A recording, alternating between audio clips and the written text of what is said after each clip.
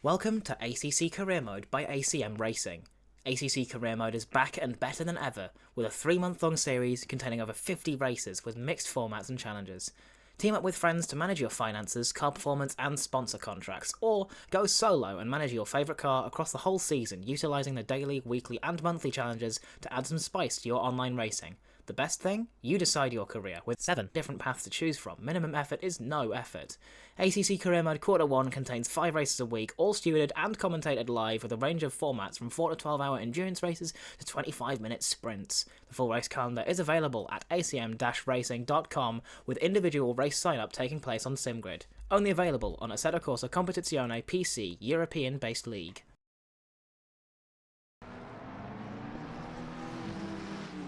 Hello everybody and welcome back to another fantastic ACM race. We're here again at Spa-Francorchamps. Last time that I was here commentating, we were racing for 12 hours, but we'll only be racing for a sixth of that length of time. This is the mini endurance cool down. This is 2 hours of Spa, part of the ACM mini series. I'm joined here today by the founder, head steward and overall main man here at ACM, Harry. Hello everyone, pleasure to be here. Obviously I was doing quite a bit of the commentary on the 12 hours race this weekend, so it's good to be back at Spa for another 2. And yeah, I'm hoping to see a lot of really good action up and down the track. We've got plenty of talented drivers on the field, and I am very, very excited to be seeing all of the different drivers. What can they do out here at this incredible historic circuit in the Belgian countryside?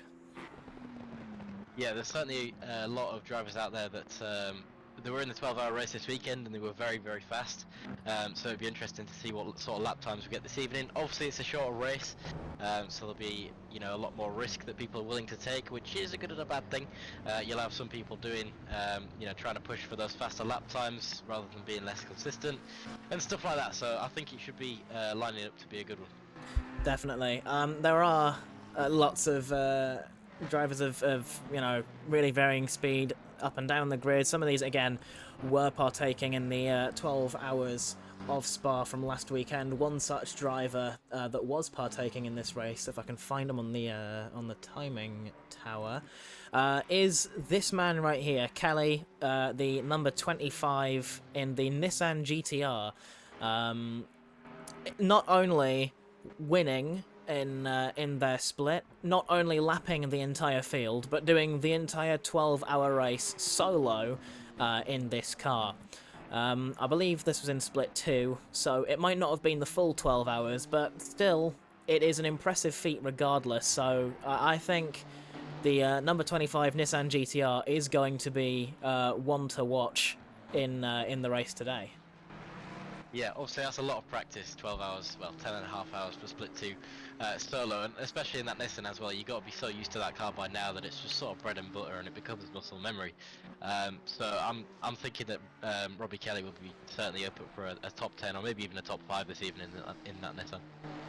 100%. I mean, we do have a lot of esports drivers. Brogan Dyer as well in the number 3 Mustang, though I have been told he isn't going to be doing qualifying, treating this as more of a quote-unquote chill race. So we might be seeing the number 3 Mustang doing a bit of a last to first challenge here. We're going to be having a few of these times starting to come in, as some of our drivers that were out earlier are probably going to start setting their times around about now. We've got 15 more minutes left in qualifying, so it's not crunch time just yet. We still might see a little bit of track development. The track is optimum and at 31 degrees Celsius, so it is nice and toasty, as Davey sets the fastest lap with a 17.9, immediately beaten by Cheshire with a 16.7. Let's see where Kelly can put himself. And that's P2 with a 17.2. Fantastic lap from the GTR driver. Yeah, 17.2 for a first lap out is nothing short of incredible. I mean, we obviously got Ryan Cheshire as well with a 216.7, but he's a little back-end information. He's a little bit of a sweat, so-called at Spa, so Yeah, I mean, those lap times are mental. When you're coming out of the pit lane, you do your out lap, that's fair enough, and then you do one more lap. Tyres are still not quite up to temperature. Also, it's the first few laps out on the track as well, so the tyres are not going to be as grippy, but to do a 16.7 in those conditions is yeah, it's going to be pretty crazy seeing what else they can do tonight. It looks like there's also been a bit of an incident for Vossi, the number 15 Porsche. I think he's gone straight on at the hairpin, so maybe doing one very, very low fuel run and then coming back to it. Or maybe he just set a time on race fuel accidentally. I know I've been guilty of that a few times. It's an easy enough mistake to make, but a lot of the TIG Gang Racing pack are out there, with Olsen as well in the number 74 McLaren, which I believe was also in the second split of the 12 hours of Spa last weekend. We didn't get to see this livery on the stream, but I will say I do love the look of the TGR cars. It's very it's not overly complicated. The fake sponsors are always pretty fun. So yeah, I think it's going to be really awesome seeing the TIG Gang Racing cars. How hard are they going to push? I mean, it's 2 hours. It's compared to the 12 hours of Spa, we might as well be taking a short stroll. But 2 hours is still a very long time, so there is going to be a level of strategy involved. I don't think you can take fuel and tyres for 2 hours, so every driver is at least going to make one pit stop, I think, at minimum. Yeah, 100%. Unless he's some form of magician or maybe even cheating, then yeah, you are going to have to come into the pit lane at some point. And let's not forget here that the pit lane at Spa is one of the longest that's out there, so doing that pit stop right and making sure that you're not in there for longer than you need to be is going to be crucial for your performance in the race. Yeah, and Cheshire has just gone even faster and set a 2:16.2. They're more than half a second up from the next fastest driver in second place. So I mean, I'm not sure if it'd be worth stopping the count now or if Cheshire's trying to get under a 2:15. I have absolutely no idea, but that Mustang is blazing fast here at Spa. It's no wonder a lot of other leagues that have their own BOP have essentially put a tungsten cube in the Mustang's boot to keep it at level performance with the rest of them. We've got Peltari, who's also seemed to have gone straight on at La Source, going P3 on Amato for Hexagon Sim Racing goes P4 with a 17.1. We've got a lot of other drivers still out there who haven't set a valid lap. We've got 39 cars on the track. Turnker going slowly, might have just crossed the line and not been valid, ran out of fuel. Barnett in the number 66 car is returning to the pit lane. Not setting a valid lap time, just having a look through now. Currently, Davies looking to improve significantly for CRF Racing Team. That black and white McLaren absolutely blasting through that final section. The curb Paul Frere moving up to Blanchimont, one of the fastest corners on the circuit, which I don't think you can take flat out in these GT cars, unless maybe I just can't because I have a skill issue. I can confirm you can take it flat out. You can take it flat out. Okay. In that case, I can't take it flat out, but you definitely can. About a second gain for Davies coming across the finish line.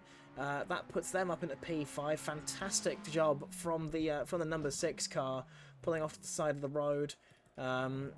We've got Kelly as well. He's gained about 8/10, so that's going to put him up to P2 when he crosses the line.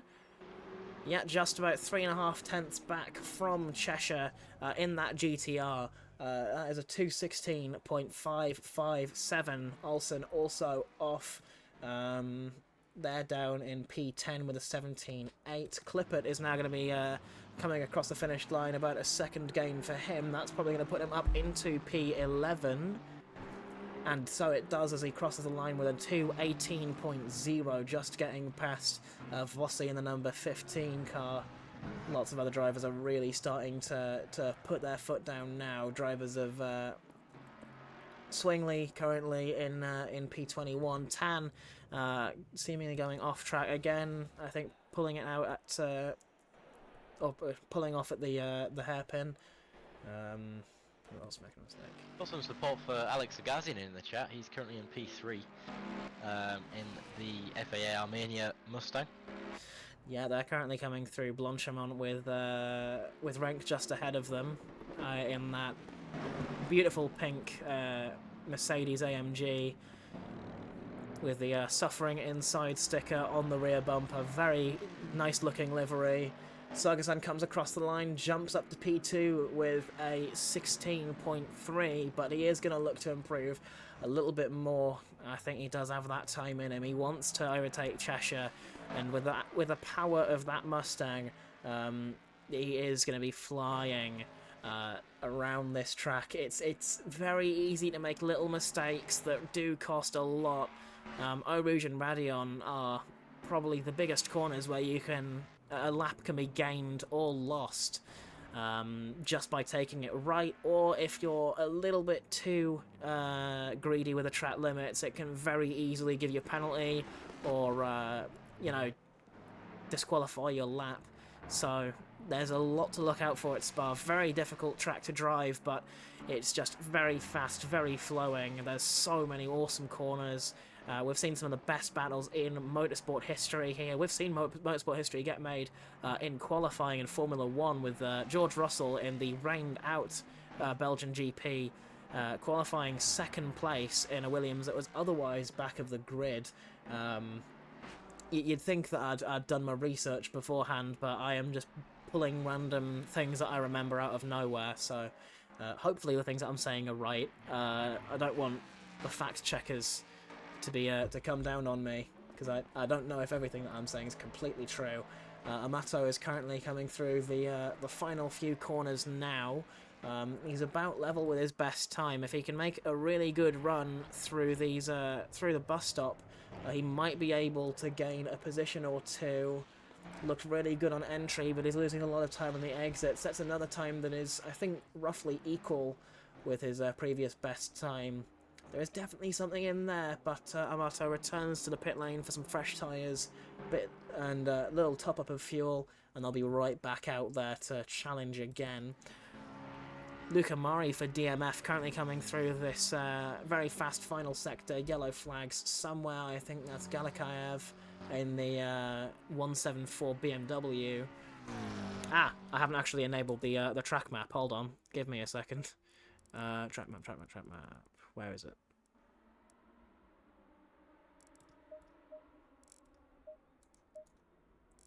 There it is. Sorry about that. I knew I was missing something. Mari is going to be coming across the line 4/10 of an improvement, and that puts him exactly 8/10 behind first place, up into 6th. Very, very well done from the number 58. Let's have a look back through. Who else is making an improvement? One of the Sig Gang racing cars of Vossi, the number 15 Porsche, is also going to be coming through this final fast-flowing sector with about a 10th in his pocket and probably more to gain as he is flying through these very quick final corners. Through Blanchimont he goes, able to keep the very aggressive rear end of that Porsche, well in control. Coming through the bus stop chicane now. He's going to want to try and use the rear-engine nature of that Porsche to their advantage. 3/10 gain for Vossi, and that's up into P11, just past Christian Klippert in the number 236 Aston Martin. Very well done from the Porsche.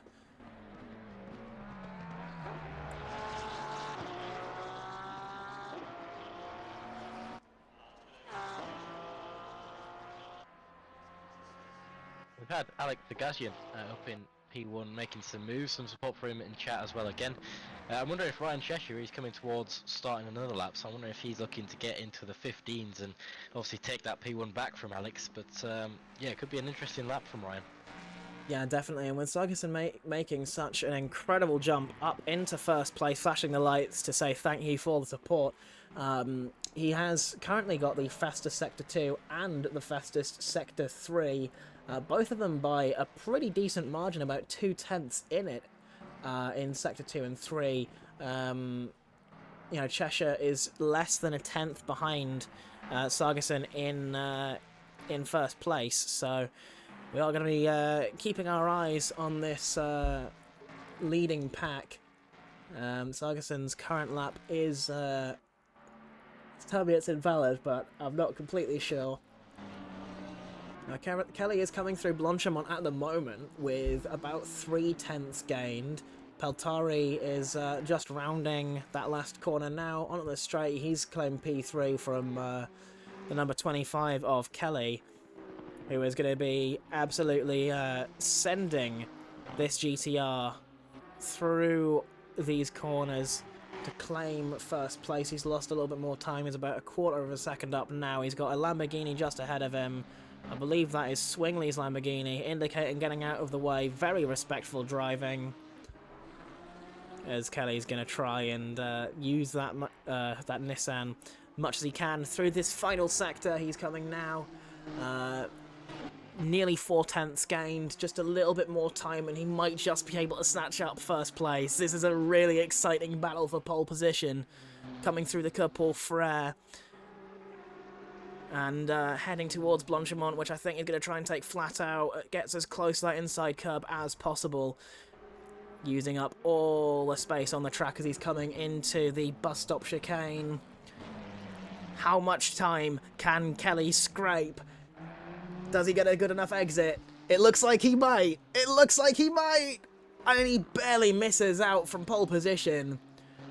400th of a second, a 2 minutes 16.1 in the Nissan GTR, but he's going again. He's going again, you know. He's going to try and snatch that pole position from Sargasan in the number 37.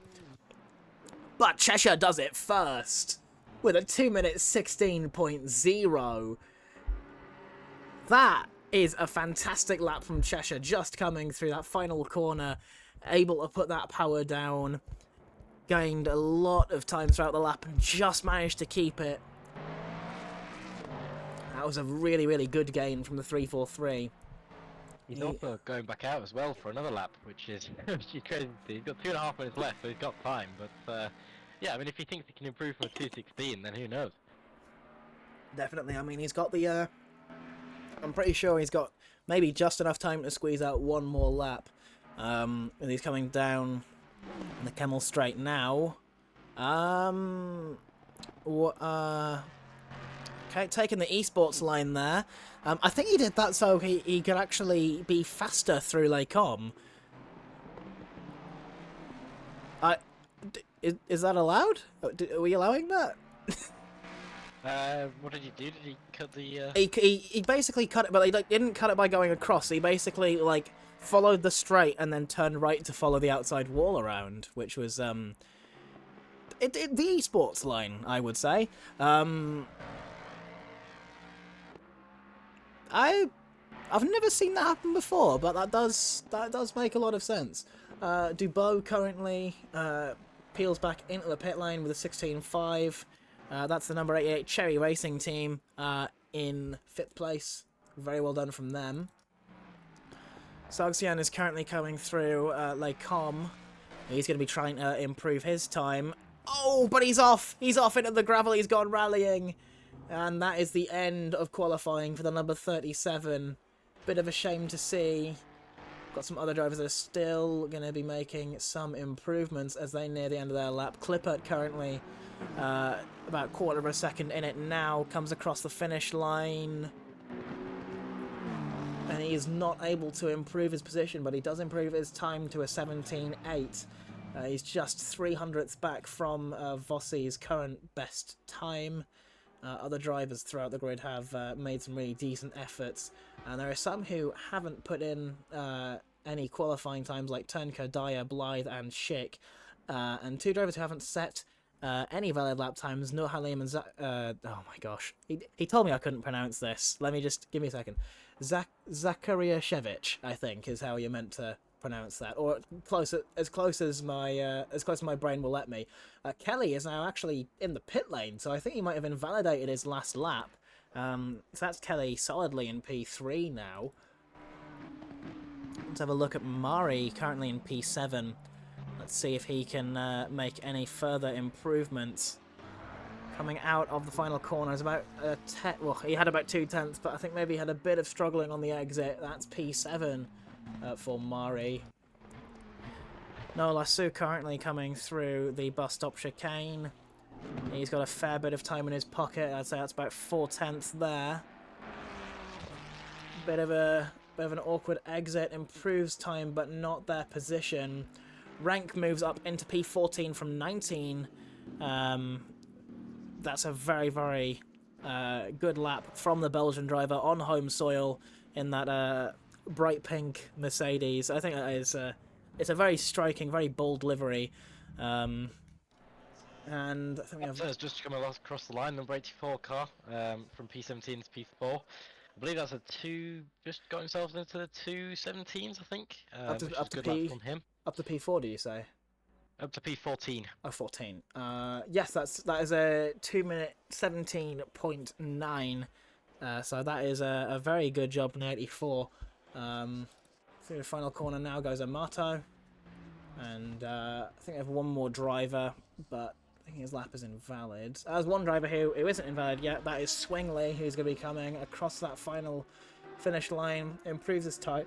Improves time, but not position. There's about 2/10 in it. Don't know about the... It says all the other drivers are invalid on their times. So the only 2 drivers left are the number 343 car. And the number 995 of Shavir. Don't know if that's how you pronounce it. I apologise if it's not. We did just get into the 215s as well with Ryan Cheshire coming across the line. We're doing a 215.990. And yeah, turns out we are doing 15s today, chat. This is a momentous occasion. This is Cheshire in P1, Sargsyan in P2, Kelly third, followed by Peltari, Dubois, Robin, Mari, Davies, Amato, and Olsen finishing off the top 10 with Zakirashevich just outside of it in P11. There we go. Well, while we wait for the race to start, do we have any messages from our sponsors? Yeah, so we're grateful to be sponsored by Uplay for this race. Uplay is a game key company. We've been working with them for well over a year now. They do up to 80 and 90% off on some of the major game titles. Set of course competition only being one of these, so if you're watching the stream and you're interested in joining us for this racing but you don't quite yet have ACC, then please do check out Uplay. I think you can get the game and a few DLCs for the price of the game itself at relative retail price. If you're looking for a great deal, whether it might be ACC or any other game, then please just check out Uplay. The link to that is in the chat now. Fantastic. Uplay again, even if it's not a sim racing title, even if you're just wanting to get any game really for cheap, Uplay is a fantastic place to look. So yeah, do check them out, especially if you want to get started on your sim racing journey. And there's no better place to start than ACC, of course, being, I'd argue, one of the most accessible sim racing titles out there. Just with the amount of content, the really big community, and there's lots of support for it, lots of different servers. But I will say ACM's probably your best bet. Wink, wink. Yeah, I think this is going to be a very, very interesting race. We're going to be seeing lots of drivers who are of very close pace. I think that battle for the lead is going to be very interesting between the Mustangs and the Nissan of Kelly, currently in P3. I think we could actually see the number 25 car battling for the lead, potentially. Does depend. Are the levels on the stream actually okay? Are things too loud, too quiet? No, I did check it. It seems all good to me. Fantastic. Okay. Yeah, as you were saying, I think the battle for the front is going to be pretty mental. We've got obviously Mustang, Nissan, Mustang, McLaren rounded out the top 5. So that's going to be one hell of a battle that we've got going up front. Obviously, Ryan Cheshire starting off on the front row, followed by Alex Sagazian. Then we've got Robbie Kelly, Peltari, and Dubois rounding out the top 5. So yeah, all these guys up in the 216s, maybe even 215s in qualifying. Obviously with Cheshire setting that 215.9 at the end there. All very fast drivers, all very clean from what we've seen in the past. Obviously with Robbie Kelly winning the 12 Hours of Spa this weekend. It's yeah, lining up to be a good one. Yeah, 100%. I mean, talking about people who might be new to ACC, if you are going to go through Uplay and perhaps get ACC and some of the DLCs for cheap, what would be your recommendation for a car for someone to start racing in ACC? What is a good friendly starter car that can help someone be perhaps maybe immediately competitive, or just for someone to learn how to drive GT3s in? A difficult question because each GT3 car has its own different characteristics, and it does take a long time for you to get used to each car and which characteristics suit you. For example, I started off in the McLaren. I thought it was quite good.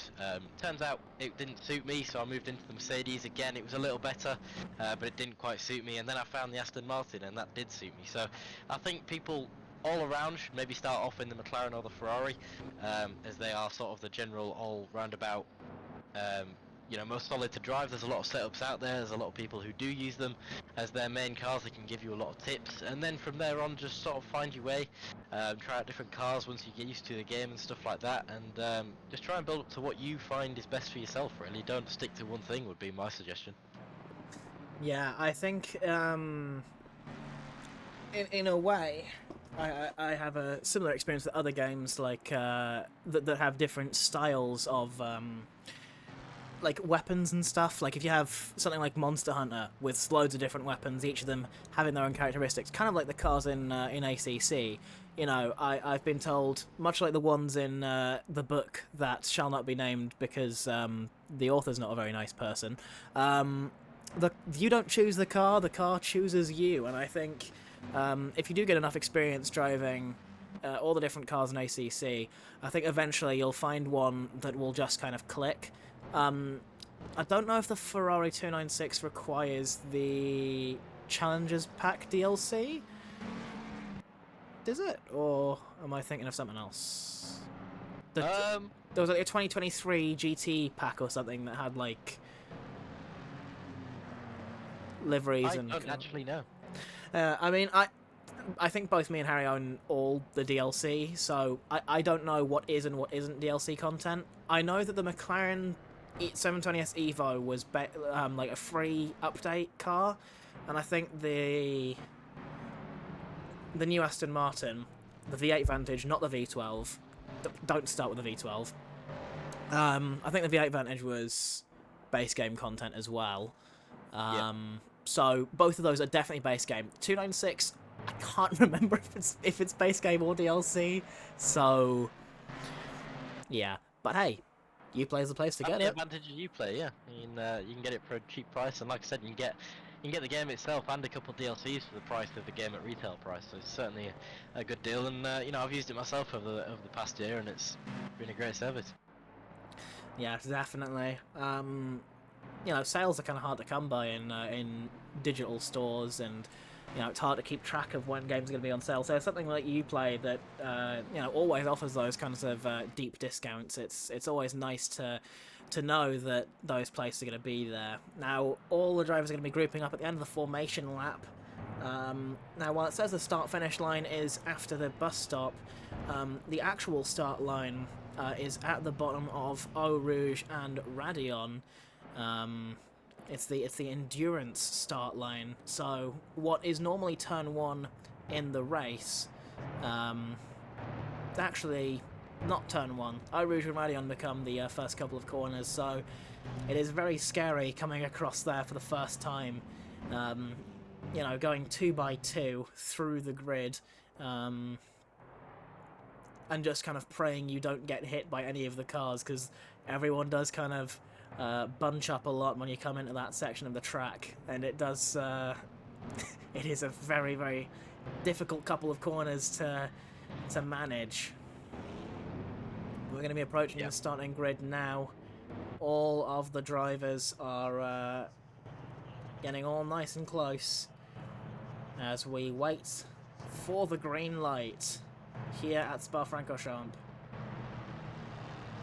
Green light, show them where to go. And we go racing here in Spa-Francorchamps, coming through Eau Rouge and Radion. We're going to hope that all of these drivers can make it through nice and safely. Cheshire does get a decent start with the 37 Sarasan just behind, and there is a big crash at the top of Eau Rouge and Radion. That is Schortenbauer, Amato, and Mari all involved there. I think the rest of the grid are going to be making it through relatively unscathed, but Cheshire is still leading the race. Kelly looking for a move on the inside of Sarasan, not making that move just yet, tucking in just behind. Still 2 hours left of the race, don't forget. Vossi up into P8, overtaking Olsen. Pfeiffer makes up a few positions. Bowman down in P20 fighting with Gossel currently. There's lots and lots of action happening up and down the track. Dyer overtaking Galakayev. Don't forget, Dyer was a driver who had started from the back of the grid, and he's just going to be working his way through now. But ultimately, we still have Cheshire in the lead, nearly pulling out a second already from the Mustang just behind him. There is a slight spin there for Zusseldorf, who I think has made contact with Rank. That's the number 39 into the wall as Rank's trying to navigate this swarm of cars. Dyer still making up positions. I think he's up at a P30 now. All the way down from P39. I think we've had a few drivers retire from the race already. Cheshire again still leading, Kelly just behind, Sargasan in P2. Altari still chasing them down. The pack is very, very close together. Turnker makes a move past Rank as well, with Pruss and Dyer past Tan. We're seeing some drivers maybe might go into the pit lane for damage. I think that was a pretty big crash that we'd seen at the top of Eau Rouge and Radion. But Lang... Thankfully, it seemed to be a fairly contained crash. We only had 2 or 3 cars.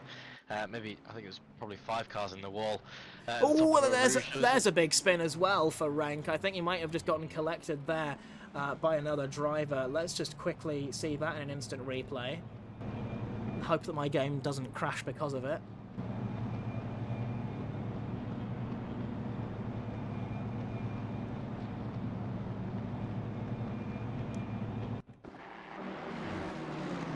Coming through into the bus stop chicane. Ooh, just gets tagged around by that BMW. That is not the best sight to see for Rank currently down in P33. So they are, I think, nearly dead last, P34. So there's going to be a lot of room to make up for Rank. Vossi currently has the fastest lap of the race. I think a lot of other drivers might have got caught up in a couple of fights, which is why that Porsche is currently out as the fastest driver. Up at the front of the field, however, we've still got a very, very big fight. Cheshire is pulling away, already gained a second. Out from second place. The other Mustang still chasing him down. Kelly is doing his best to keep up with second place. He's still got Peltari just behind him in that blacked out Mustang, who's going to be pushing really hard to try and get that third place. Having 2 Mustangs on the podium, or 3 Mustangs on the podium, would be really quite amazing to see. The Mustang is one of the strongest cars around Spa here as well. Nissan, I've also heard, is quite good, but Kelly is going to have to put his pedal to the metal to try and get that second place from Alex Sargasan in the number 37 Mustang. Currently still looking down the grid.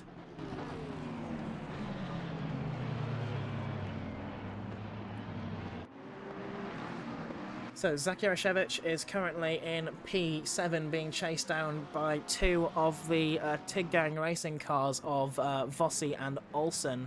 I think after the 12 hours of Spa, maybe not ending the way that they wanted, all 3 of those drivers were in the same split and were fighting at one point during that endurance race.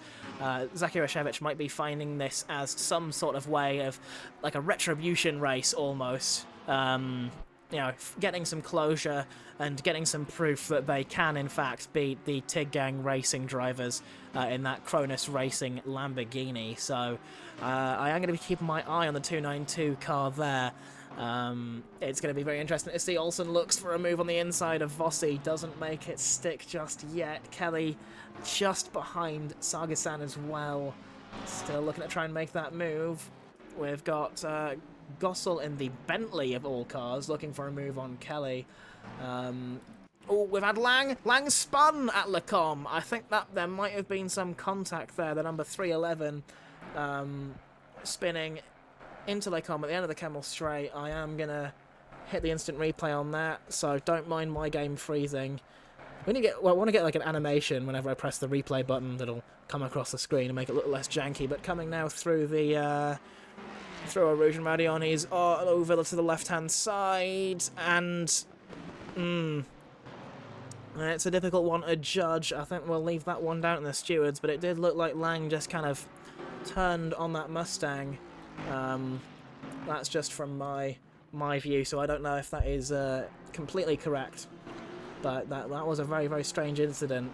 Lang is now down in 30th, make that 29th maybe, as they look for a move on Chukyo Tan. Looking around the outside into Piff Paff, and makes that way up into 29th place. Olsen and Clippert currently fighting. Clippert looking at the outside in there. Aston Martin coming into the bus stop chicane, looking to break a little bit later. There's a slight bit of overlap, but with Olsen having that inside line, you know, he's going to have it through the corner, but Clippert looking for a bit of a cutback, going a bit wider to try and get a better exit, looking for a move on the inside of La Source. Doesn't decide to go for that dive just yet, but it has scared Olsen out wide from the corner. Clippert still leaving that room. They're going to be going side by side through Eau Rouge and Radion here, who is going to back out first. And it looks like Clippert backs out first. Olsen keeping their foot in through Eau Rouge and Radion, actually. Still maintaining P9. Very good battle going on here, as Barnett goes further back, being overtaken by Robin in the number 4 Ford Mustang. Ooh, as there's a... Barnett... I thought it was a spin there, but no, he just went a little bit wide through the corner, loses a little bit of time. Thankfully, no contact there, but all going okay. Bowman currently chasing down Nur Halim for P24. Looking back through the pack. Well, hold on. This is a pretty big battle. Strolk currently having a move looking... having Kelly looking for a move on them. Is that Dyer who's going to follow them through Speaker's corner? Not just yet. The 64 McLaren being chased down by so many cars. That must be a scary sight to see. And through Double Gauche they go. Dyer has no choice but to back out of that one. Streak is going to be, you know, maybe falling down the order a little bit. Brogan Dyer is one of the faster drivers here for that 0 Point Racing Mustang. Through Piff Paff they go.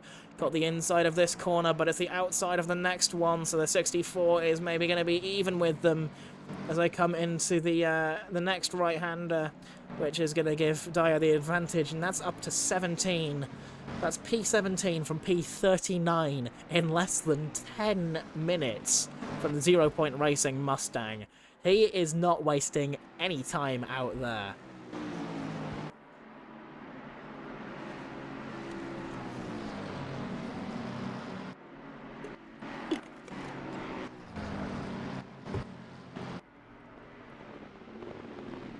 Gossel does get overtaken by Turnker, and Galamini has been overtaken by Robin as well.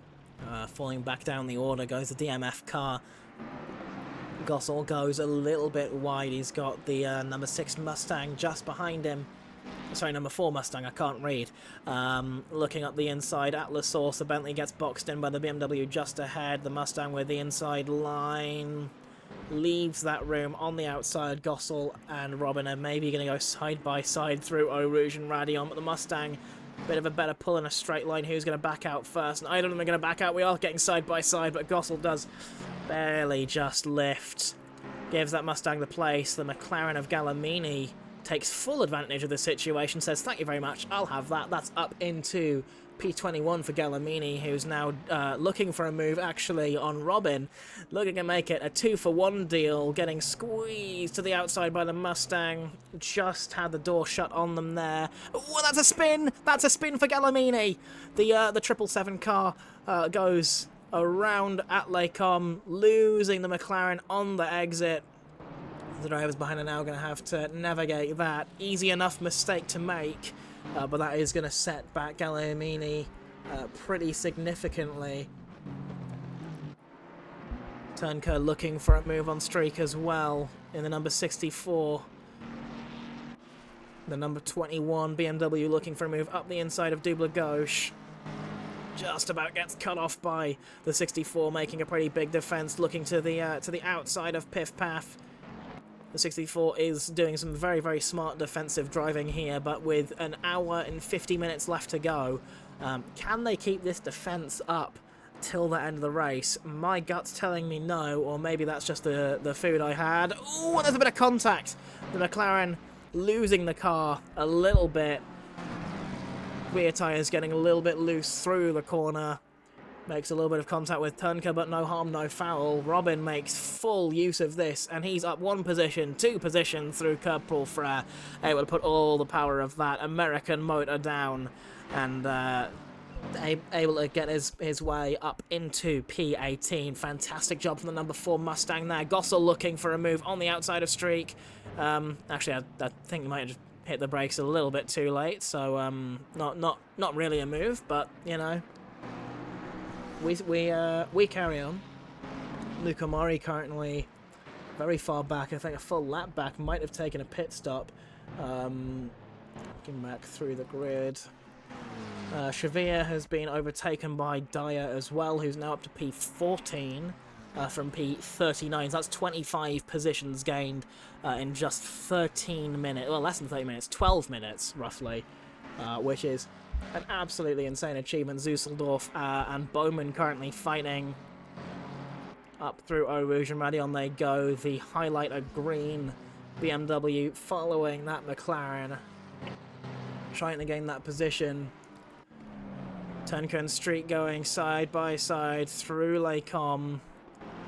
The BMW has the inside for this next corner, and he's able to make that move, but the 64 is looking for a little bit of a cutback, just tucks back in behind. As Barnett is also maybe going to be looking for a move. We've got a 4-way battle here for P19, and looking a little bit further up the pack, Kelly is still giving chase to Sargi-san, and with about a 3-second gap between second and first place, we are going to be seeing Cheshire try and run away with a lead, but Kelly isn't going to be stopping anytime soon. He's going to be charging that Mustang up to try and get into the lead. Gossel has just overtaken Barnett, and we've had Lang overtaken by Gallimini.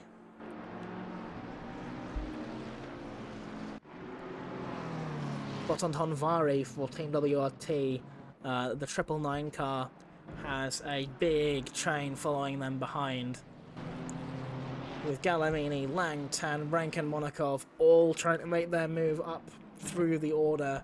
Don't forget, Rank started this race way, way higher up, so they're going to be looking for any sort of retribution they can get, trying to make those moves through the pack. I think they started up in P15, so getting involved in a couple of incidents there. Unlucky for the Belgian driver, but might be able to claw back, or they might be able to claw back a few extra positions through the grid.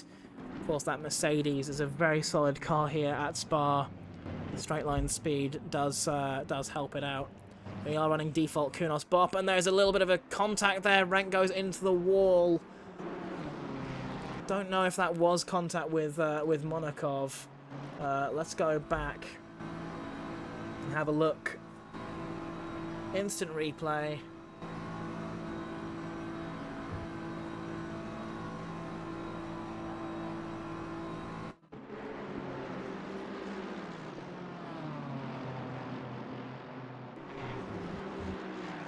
So, coming through into the bus stop chicane, let's go on board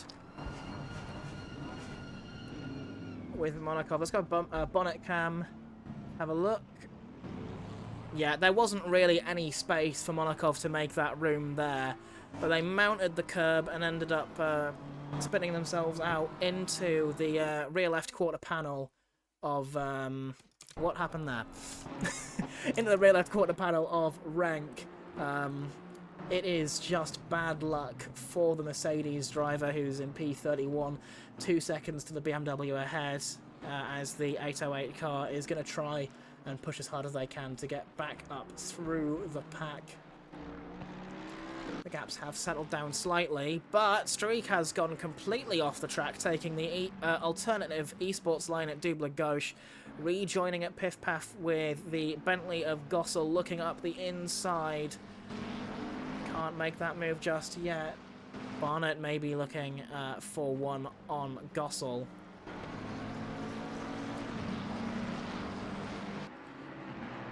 Susseldorf also looking to get involved, 2/10 behind the Ferrari of Barnett.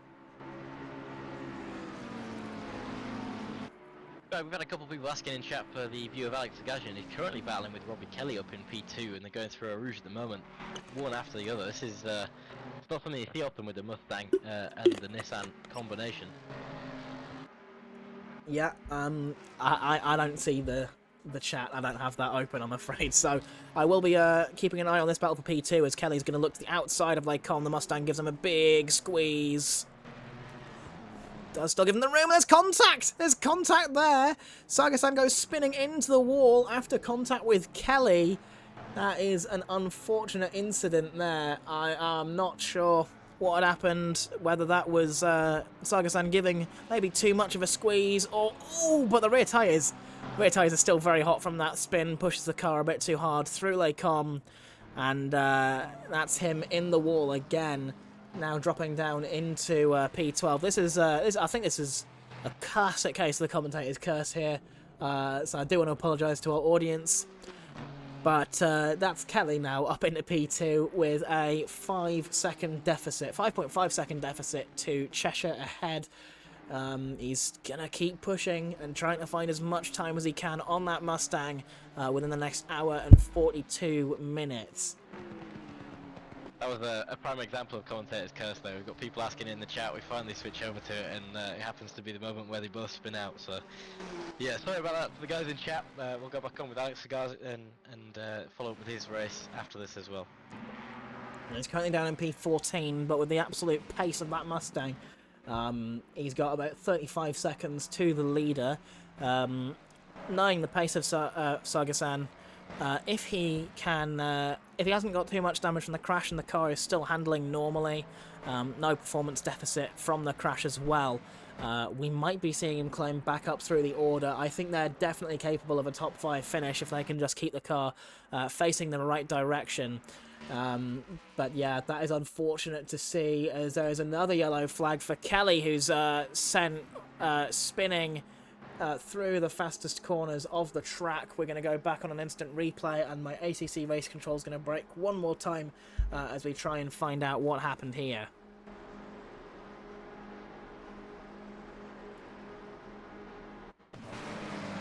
He goes a little bit wide through there. The Mustang... Oh!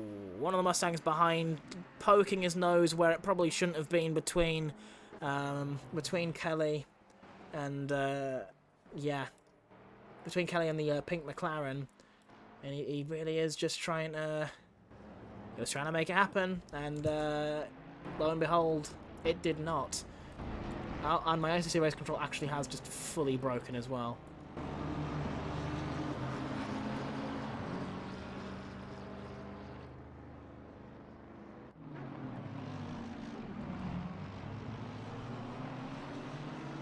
I'm going to have to restart my ACC race control. That's funny. Yeah, Kelly's had to go out in the pit lane. Massive damage from there.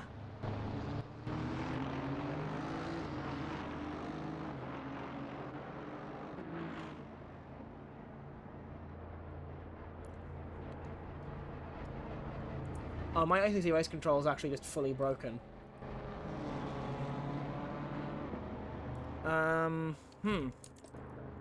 Usually you have to restart ACC for this. Oh, damn. I can't just, like, leave and rejoin? It says the game client stopped sending data. You can try leave and rejoin, but I think restarting the game is usually more reliable. It's up to you. Yeah, it's hard for me to see what I need to, like, camera control and stuff. So Yeah. I'm going to quickly put us on the Be Right Back screen, so we are going to miss a little bit of action, but it'll be paid off for with better camera work when we come back, so do just give us a moment.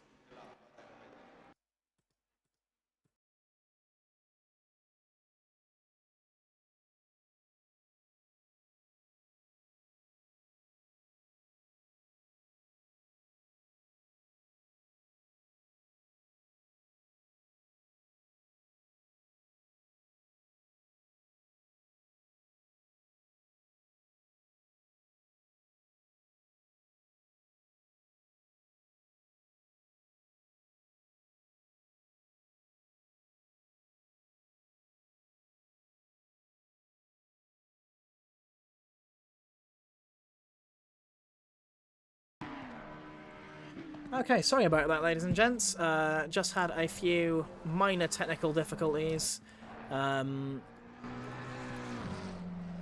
no more replays from here on out. I'm just going to try and catch the action as it happens, and if I miss anything, then so be it, I suppose. Not had too many changes. Bowman up into P22, past Galamini and Nur Halim. We have Blythe and Bruce currently battling for position. I think Blythe might have just overshot the braking zone, and the Gran Turismo Sport car, driven by Bruce, is currently in P32. We have a spin into the wall for Lang, who had also had a bit of an issue. I think that might have just been a big spin coming out of Eau Rouge and Radion, actually, and that has sent the Emil Frey Ferrari off the track. Down into P31. He's going to try and get some speed up as there are cars approaching him. The number 11. Yeah, that Ferrari looks absolutely mangled. He's probably got some pretty bad suspension damage from that. Very unfortunate from the Czech driver. I think it might be Czech. Hold on.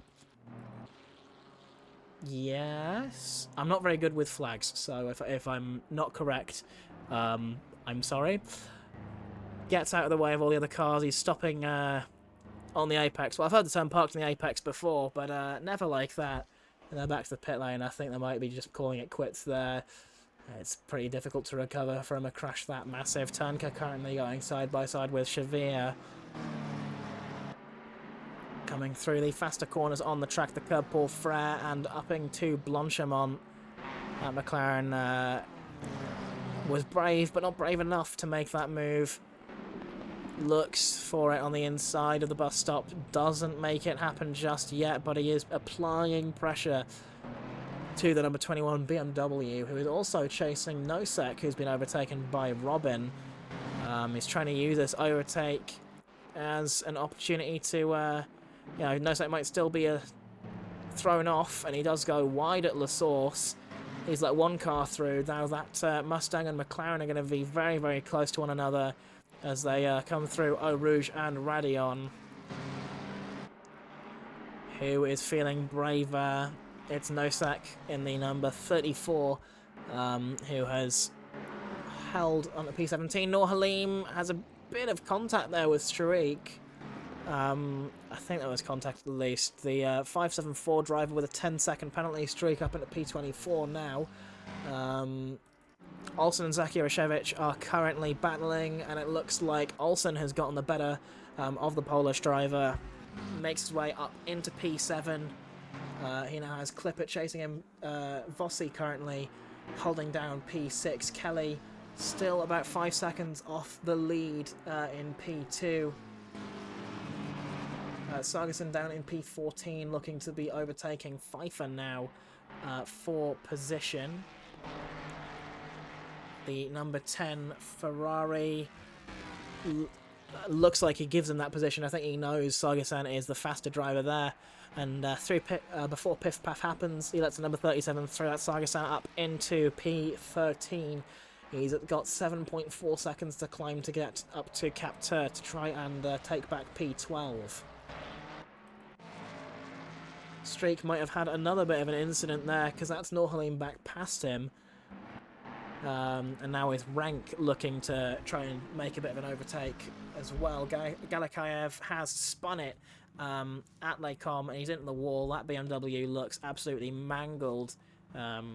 He teleports back into the pit lane, calls it there, I think. Kevin Streak currently coming through the faster corners on the track.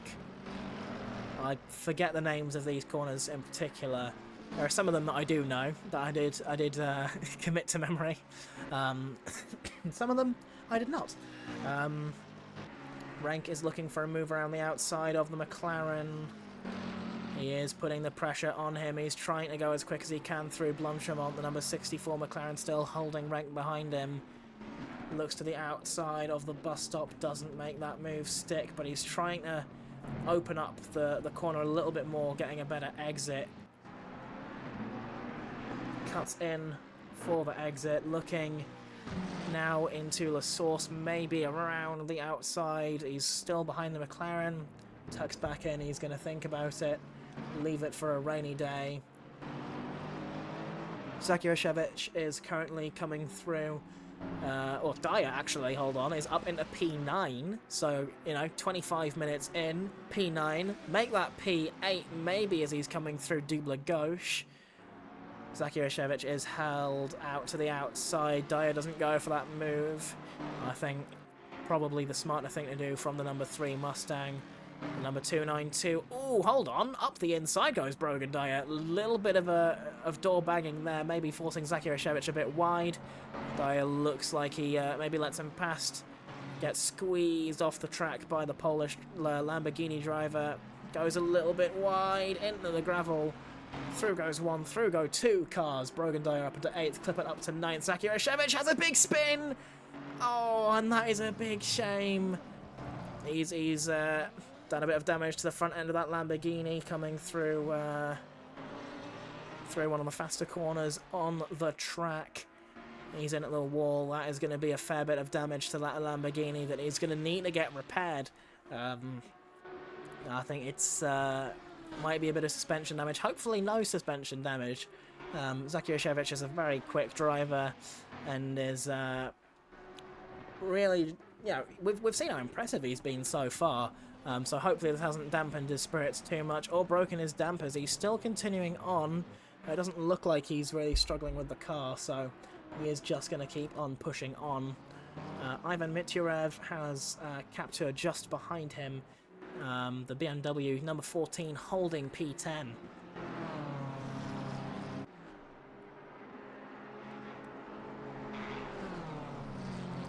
Slightly further back, Streak still has Rank just behind in the pink Mercedes. He is going to be looking for a move into the bus stop. They get close. There's a bit of contact there. Rank does go off, and he's lost a couple of positions there. Contact with the back of that McLaren has not left Rank very good, who has a 10-second penalty as well. He's dropped down into 28th. They're going to try and make a couple more positions up. Again, they started all the way up in P15, so to be all the way back in P28, I think it is unfortunate. Lots and lots of incidents throughout the race that have thrown a bit of a spanner in the works. Barnett and Gossel going side by side. I think that is Barnett up into P20, past the green Bentley, who has Gallimini in the DMF McLaren just behind him. Looks to be a three-way battle as Streak has the BMW of Monakov just behind. Doesn't make it just yet. Nohalim again has a 10-second penalty. So some of these are not really for position, just for position on track. Tan and Honvari fighting. Tan goes wide. Honvari up at a P29.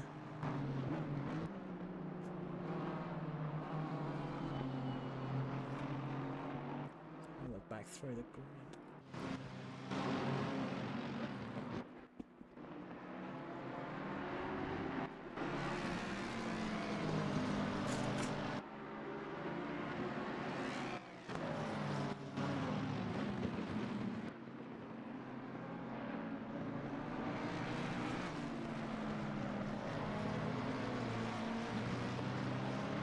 Do you have any more sponsor plugs, Harry?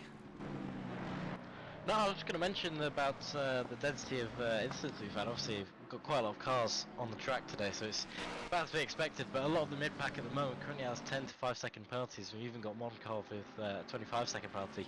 Obviously, these are all different separate incidents. A lot of them happened on lap 1, so they were automatically increased to a 10-second penalty. It's just minor bumps on the rear, you know, people spinning people and gaining positions. And stuff like that. It all happens with racing, and at Spa, especially in a 2-hour race like this, it's kind of what you get happening. But we've had some fantastic battles so far. It looks like we've got a little bit of action going to the bus stop now as McLaren getting a little bit spun. But yeah, so far so good pretty much. Definitely, Renk is looking for a move on Morakov as well. Looks to make that move, going side by side into the source. Looking around the outside. Doesn't make that move just yet, but he is still going to be looking for it as Renk just behind Morakov now. There is a bit of a spin for Galamini as well. They've gone off through Eau Rouge and Radion. The front end of that McLaren does not look the best. Hopefully they're not going to be crabbing going across the track with damaged suspension.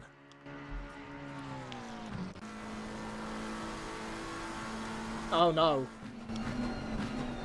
Yeah, that car is crabbing really badly. It's holding the wheel 90 degrees just to keep the car going straight. So Galamini is really, really struggling out there. Streak looking for that move on Nur Halim, makes him past. Then we've got the damaged, crawling Galamini going through the track, and he's gone straight on at Bruxelles. I think with that suspension damage, he might just have to call it a night there. As Galamini does go into the pit lane. Unfortunate for him. That mistake through Eau Rouge and Radion really costing them that suspension damage fatal.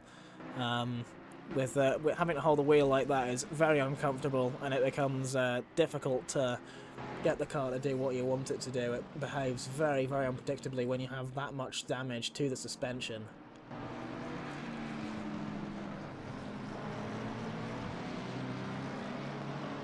Still 33 cars on the grid though, so plenty of action still to come. We've got only 6 dropped out so far.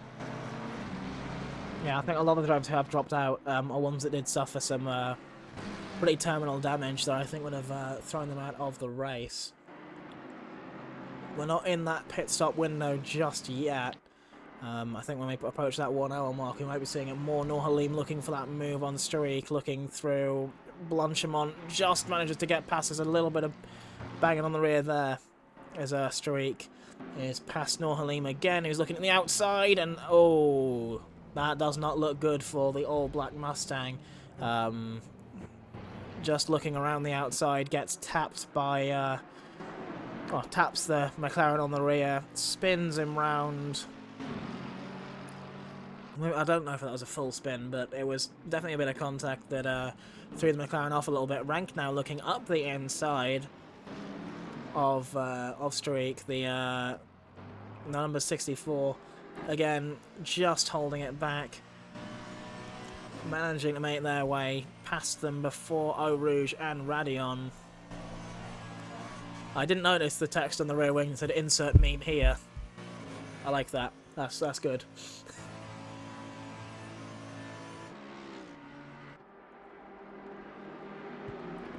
Swingley is looking for a move on Nur Halim as well.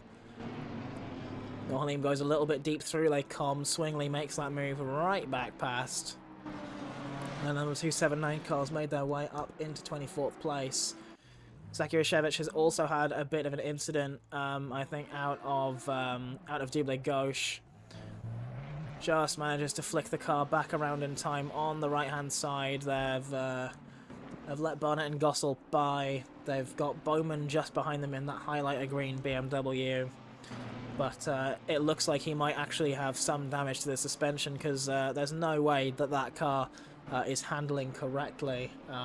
Let's look back at the driver cam. The wheel movements seem fine, but he has spun it. He spun it again, and Bowman's barely managed to avoid him there. Zakiewicz is unfortunately really not having the best of times out there today, but good on him. He is still going in this race. I think he might just be starting to struggle with the tyres a little bit. Barnett has made a move on Gossel, but he has gone deep at the bus stop chicane. So that's Barnett up into P19. Mitirev has Sagesan looking for that move on him, looking around the outside at Lecom, manages to get the car done in time. Brilliantly executed move for the number 37 car there. Fantastic job, and I'm very excited to see them continue getting that Mustang up through the grid. They've got about 47 seconds to the leader. Kelly's also fallen back behind Paltari. Cheshire is pulling out a massive lead. There is 12 seconds between first and second place, so Cheshire is not messing about today. Bonnet and Gossel going side by side through Lecom. Gossel looking to the outside as they come into the Bruxelles. Barnett has a little bit of a wobble on the rear. And that is the Bentley back up into P19. Barnett is down in P20 now, but this fight is very much still going on. Swingley is making his way through the grid.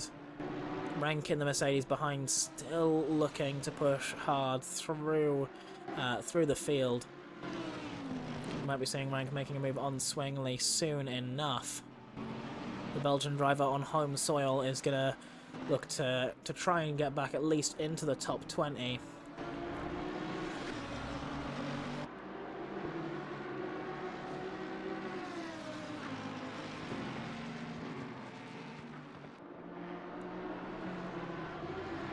Swingley going very wide there at Double Gauche. Rank is going to be really trying to get past them there. Monakov is with a 25-second penalty. It's going to drop them a fair amount of positions. I think with the amount that these drivers are battling, it's going to be difficult to see. Zulsdorf is in the pit lane. Oh, and there's contact there. There was a bit of a... I think it was contact at least. There was a spin for Nikita Monakov, and Zakiewicz has also gone off. That's given Swingley, Rank, Norhenlim and Tan a free couple of positions. I've even got Blythe and Honvari who are going to be looking for their to pick up their pieces there. Oh, and Blythe just absolutely plows into the... Wait, what? I think Blythe might have had some sort of... That wasn't Blythe. What just happened there? It looked like the BMW just drove straight into Zakiewicz and sent him into the wall. That is a very, very strange incident. Might have been a disconnect from the driver. I genuinely have no idea what just happened there. I didn't even see it, so I can't comment. Yeah, I mean, it looked like the black and white BMW essentially ghosted into the Lamborghini, but sent him into the wall, just seemingly trying to plow straight through when there were slow cars ahead on track. Now, my strategy for dealing with a white flag, you know, unlike in America, it doesn't mean there's one lap remaining. It means there is a slow car ahead on track. So normally, I do treat that like a yellow flag, and I do, you know, try and be more aware through those sections and just keep my eyes open for any cars that are moving a little bit slower than expected through that section, because they're normally cars that are, you know, coming off of an incident, trying to get themselves back up to speed. So there was definitely a white flag there. I mean, both cars were still on the track, getting their way up to speed through a fast section of the track.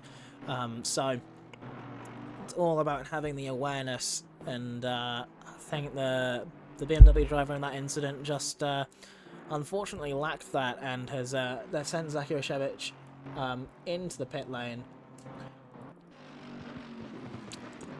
Swingley holding on to P21 with rank just behind, about 7 tenths between them. We could be seeing a three-way battle for 15th between Pfeiffer, Shavir and Nosek.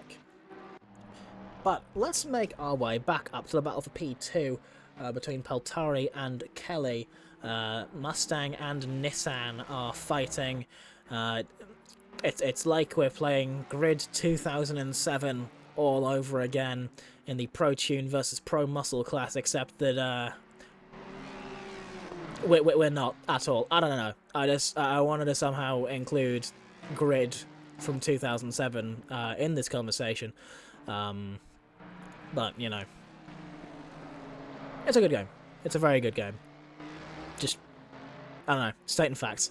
Kelly is going to be trying to grab P2 back from Peltari. The 151 Mustang driver is going to be pushing very hard to try and keep Kelly behind. Again, one of the winners of the 12 Hours of Spa last weekend, driving 10.5 hours by himself in that Nissan. He's very, very used to how that car handles. And he's going to be pushing like mad to try and get his position back.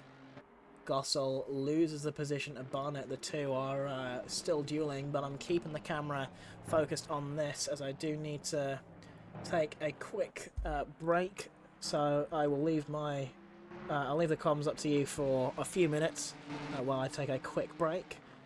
So I will be back.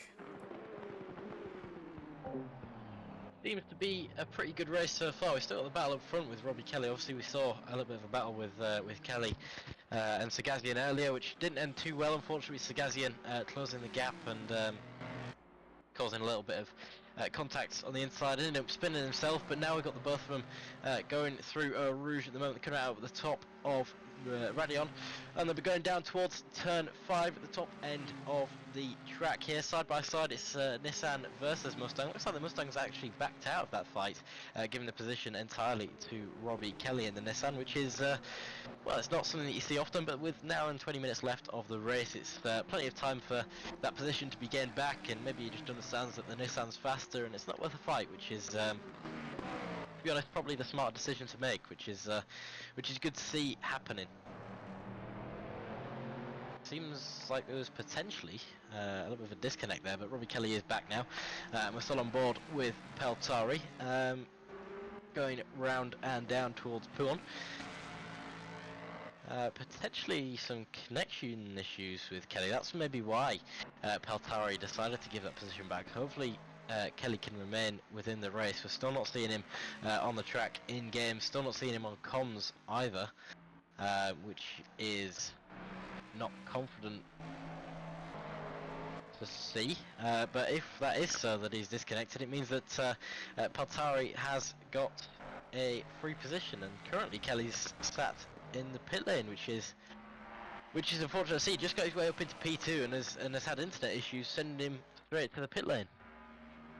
Obviously, it's good news for Peltari and for Ryan Cheshire up front, with Ryan Cheshire now on a 15-second lead, and Peltari now free of anyone else around him. He's got a 6-second gap behind.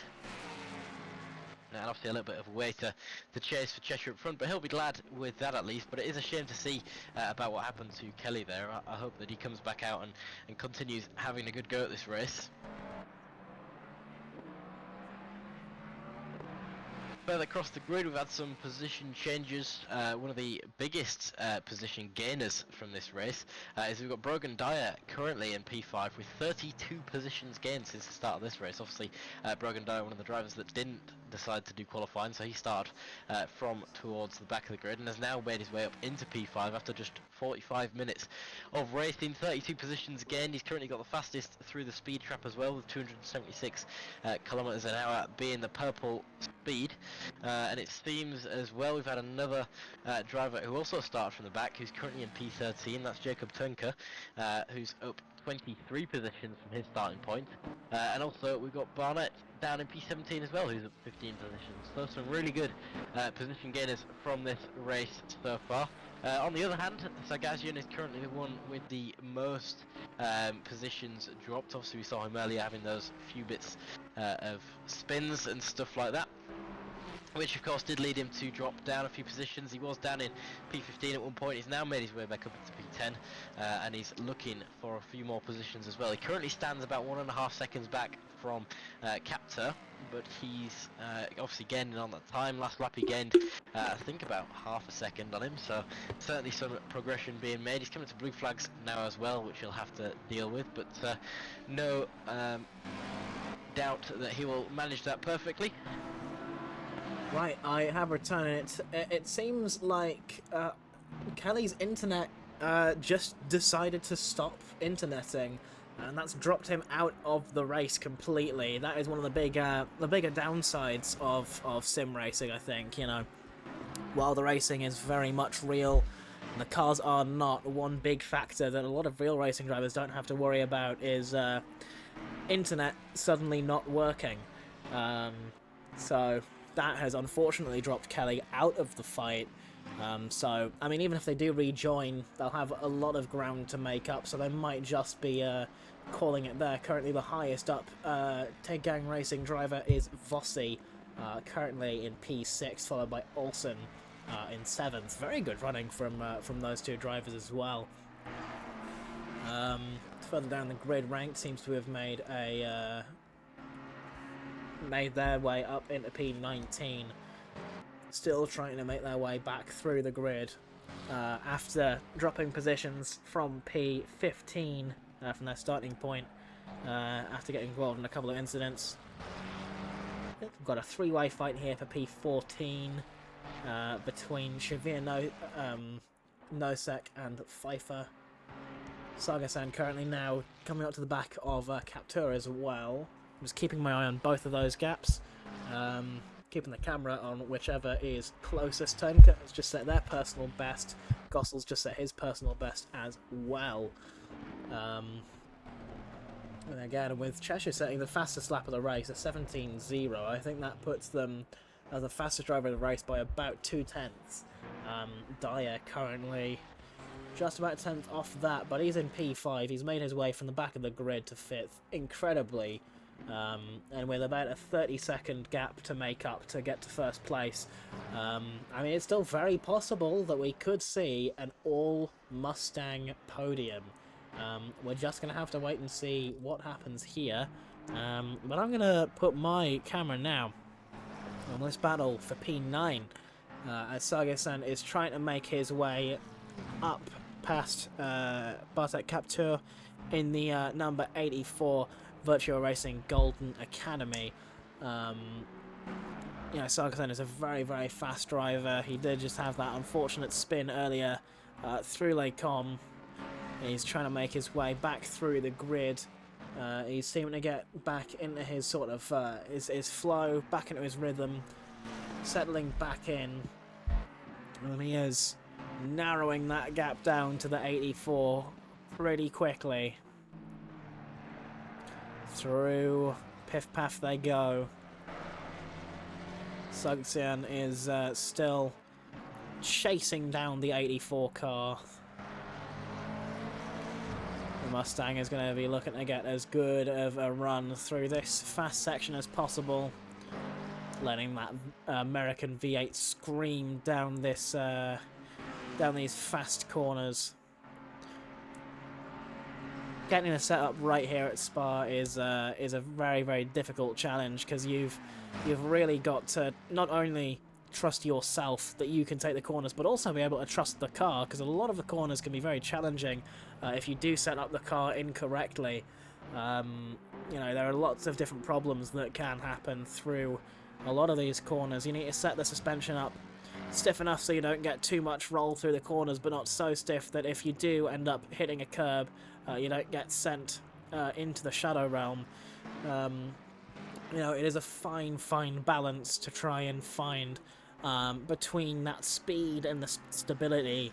I think it comes down not only to car choice, but also like your personal driving style. You can, through the setup menu in ACC, you can really set up any car to drive kind of how the way that you want it. If you like cars that are more oversteery, more understeery, you can use your setup to kind of change how your car can handle. He is looking for a move into Lake Com, but the 84 is defending pretty hard. Looks like he doesn't want to give that position up just yet to the number 37 Mustang. The 84 car coming through Bruxelles, basically being pushed through the corner by Sargasan, who is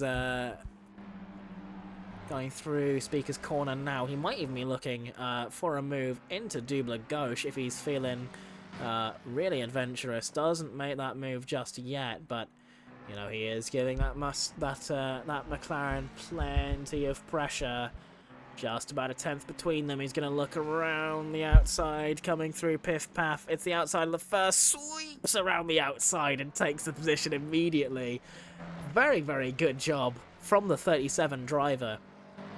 Absolutely wonderful, sweeping around the outside, later on the brakes, carries more speed through, and that is up to P9 for Alex Sargasan.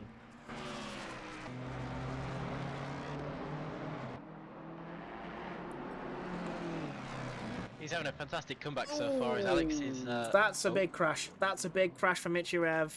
I think maybe had a bit of a spin through that really quick corner. Maybe had a bit of a slide, overcorrected, and into the barrier he goes.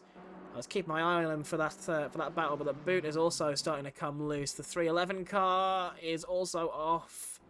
I think that's them out of the race. That's Lang, who's had a lot of different incidents through the race.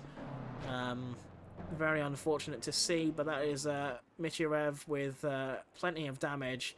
Although it is, I think, just within the pit window. If he can fill up that BMW with fuel, he might be able to take it for the last 69 minutes or so. It's slightly ironic as well that his team name is Wall Racing, and he had a little bit of contact with the wall there. I just thought I should point that out. Yeah, that is pretty funny. Honvari seeming to have a lot of damage on the front. Do wonder, is the suspension on that car still okay? I mean, he's still going, but if we're looking at how he's holding the wheel on the straight, no, that car is still driving just fine. He is pushing very hard to try and get a couple more positions. He's going to put himself back up in a P30, past Lang at the very least. Yeah, Michirev is going to lose a lot of positions here, unfortunately. Bowman is currently chasing Gossel down in the number 44 car. About 7/10 back from the minty green Bentley. Rank up into P18 now as Michirev goes on the pit lane. Little bit of a wobble from Gossel, coming through final part of Lake Com into Bruxelles. Bentley must be really struggling on the tyres. They say the car's built like a tank, but unfortunately the Bentley doesn't run on treads, and its tread's going to be starting to run a bit thin now. A lot less grip on the tyre, so he might be struggling with the wear, and is just going to try and bring the car in, probably in the next couple of laps, to try and get some fresher tyres. But the question is, does he keep on with these worn sets, pit later, and have less worn tyres for the end, or does he pit now, push now, and then just try and hold off? It's one of the big strategic decisions. We're going to see a lot of drivers come into the pit lane now. Monakov overtaken by Blythe. Michirev overtaken by Zulsdorf. Lots of moves happening up and down the grid. Bowman is getting a bit closer to that Bentley in P16. He's going to be looking for that move, if he can make it happen, of course. You know, there's still a lot to do. He's looking up the inside into the bus stop. Doesn't make that move, sensibly so. I think he might have been a little bit far back there. Gossel with a 5-second penalty, so Bowman does have this position anyway, but I think this is more for ego than anything else. They're still going to have that position in the end. Nosek, you can see in the pit lane in that Mustang, number 34.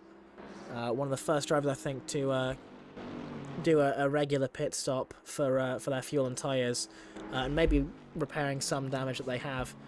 That's another thing as well to consider. Some of these drivers that are pitting might have damage, but it might not be too bad, and they might lose less time by just kind of toughing it out and you know, driving with the damage instead of stopping to repair it. Because the time you might lose in the pit lane might be more than you'd lose for just driving with the amount of damage. So, Harry, as a driver, how can you tell if an amount of damage is too much to drive with? Generally, it also depends on how long you have left to race as well. A lot of drivers seem to go for the option of, I'd rather be safe with the car and repair the damage if I've still got an hour left on the car. In this instance, for example, those drivers that are pitting early, they might want to be getting new fresher tyres on the car. They want to be driving with less damage. You know, a couple of seconds can lose you a couple of seconds, if that makes sense. You got a couple of seconds repair, is a couple tenths a lap, and overall over a space of 5 laps, that's a couple of seconds, and a couple of seconds in racing is everything. So ideally you want to repair damage no matter what. If it's a couple tenths of damage, you usually don't care about that. And again, like, it also depends on where it is on the car. If you've got rear wing damage, you can have problems in the corners. You know, if you've got front end damage, you can have problems with your speeds. It's very variable. It's not particularly on time. It's about where it is and how you're handling it with the car, really. Yeah, definitely. And on top of handling the car, Bowman looks to the inside of Gossel as Gossel goes a little bit wide through one of the faster corners on the track. The fast right-hander coming into Sector 3. And that's Bowman up into P15 as well. Nur Halim just holding back Monakov, the number 574 car, with a 20-second penalty. Still battling with the 334, who has a 25-second penalty. So, again, we are coming up to the middle part of the race. People are going to be pitting. So we're just going to have to wait and see who is going to be coming out of the pit lane, who is going to be trying to push longer on these tyres, who's going to be going for the undercut, who's going for the overcut. This is the strategic part of the race. Drivers who are doing this solo, they've only got themselves to rely on, but drivers with teammates, you know, it's all about who's ready, who's ready to get into the car and push quite hard. Again, if you're driving for 2 hours, I mean, it's definitely possible, but I know the last time I drove for 2 hours straight, I was not feeling the best, and there's a big dive up the inside for the BMW there. Zulsdorf goes into the pit lane. Nur Halim probably not very happy with that move. I mean, I don't think I would have been. That was a dive from a different country there, from Monakov. There is a bit of contact in the corner between Nur Halim and Monakov. The Mustang just making that position back. Through Eau Rouge and Radion they go, and Nur Halim is back past them. Further up the pack, Dubot and Davies are in the pit lane. Neither of the TIG gang cars have come into the pits just yet. I think they might be going for one more lap around the Circuit de Spa-Francorchamps before properly coming into the pit lane. Clippert also is in the pits. I'm going to be looking at Pfeiffer and Shavir as well. I mean, this gap between Dubot and Davies is just about a tenth of a second. They came into the pits one after the other. So it's all going to be who has the damage, who has more, who has less, who puts in the fuel, how much fuel they're putting in, the amount of damage they have to repair. And more importantly, if they have any penalties to serve, because I think you can also serve penalties while you take fuel and tyres. It's on top of. On top of. Yeah, so you stop for 5 seconds, mechanics don't touch your car, and then they do the work on it, and that penalty kind of gets removed in some way, but it does extend the length of your pit stop, but it does also mean you don't have that 5 seconds against your time at the end of the race. Vossi just behind Olsen at the moment. And, yeah, Dubot manages to come out of the pit lane. Davies coming out just now as well. So that extra 5 seconds in the pit stop. Don't know if it will equate to 5 seconds on the track, because Dubone might have had a little bit of damage on the car. So that 5 seconds that Davies got might have actually helped Dubone to repair the car, and you know, might just give them a little bit of extra pace. Keep it up. As you can hear, we've got that halfway mark radio message there. Bowman in the pit lane. I think they're going to be swapping drivers as well. They're in a team with Cairo Samuel, who is another very good driver that we have. Okay, hold on. Noor Halim does not pit just yet. Rank is also in the pit lane.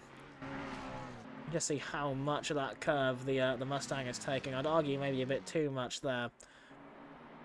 Gives that Mustang the McLaren a pretty big squeeze to the outside. And I think, oh, I don't actually know who that is. GE. It's the blue McLaren making their way past Noor Halim. Captor in P4. Currently, all 3 Mustangs are in the top 3 positions, but I don't know if it is actually, if any of them have actually made their pit stop yet. Robin and Turnker currently battling coming into Les Combes. Robin just manages to hold on Turnker in P6 at the moment, but there's only a couple of tenths between them. Vossi and Olsen go into the pit lane with each other. Peltari also in the pit lane too. Coming out of the pit lane now goes the number 151 car. So both the Tegang Racing cars are in the pit lane. Vossi and Olsen, both very, very quick drivers. Cheshire now in the pit lane. We're going to see, well, the amount of time that he's gained on the rest of the field. I don't know how much he'll lose in the pit stop. I don't think he's gained enough time to have a full pit stop on people because of how long this pit lane is. You know, they're not really going to lose that much time. Turnker looking for a move now on Robin. He's still following him through, giving him a lot of pressure. Olsen just a tenth off of Vossi now. Coming through Eau Rouge and Radion. Vossi again comes out of the pit lane just ahead. Turnker looking for a move through these faster corners on the track. Again, Robin does have a 10-second penalty. I don't think he's actually pitted yet, so he's probably going to be serving that penalty in the pit lane, going for that overcut strategy. Trying to bear with it. And there he goes into the pit lane. Turnker up into P5 now. Robin's probably going to serve that 10 seconds in the pit lane. Dyer does also come into the pit lane. Sargason does make their way up into P1. I forget, have they already pitted or are they still yet to pit? I think they are still yet to pit.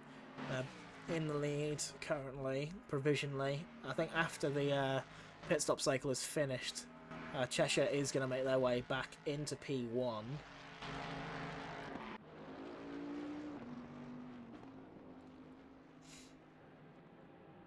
Yeah, Cheshire coming out of the pit lane now. I'm going to say it looked like he'd been overtaken by Dyer, but he had not. I think Dyer just has a pit box that is closer to the exit.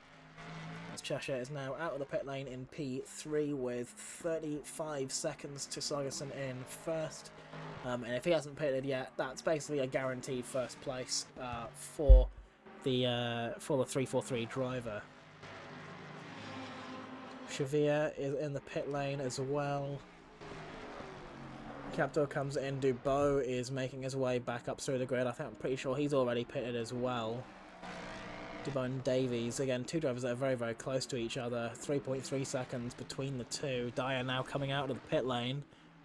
And that is an incident there with Rank. I think he might have... yeah, I think he crashed out of... through O'Rourke and Radion. and they are now out of the race. So that has dropped us down to, I think, just 31 drivers left in this race after 39 had started. Spa really is a race of attrition, even with only 2 hours since the start. Streak has also had some sort of off there.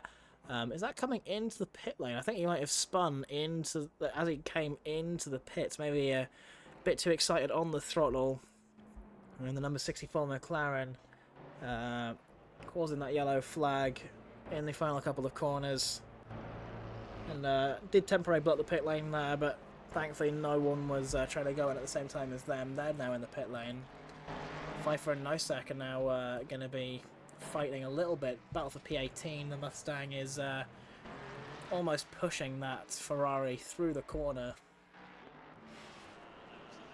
Also overtaken by Captura as well, who's trying to make their way back up.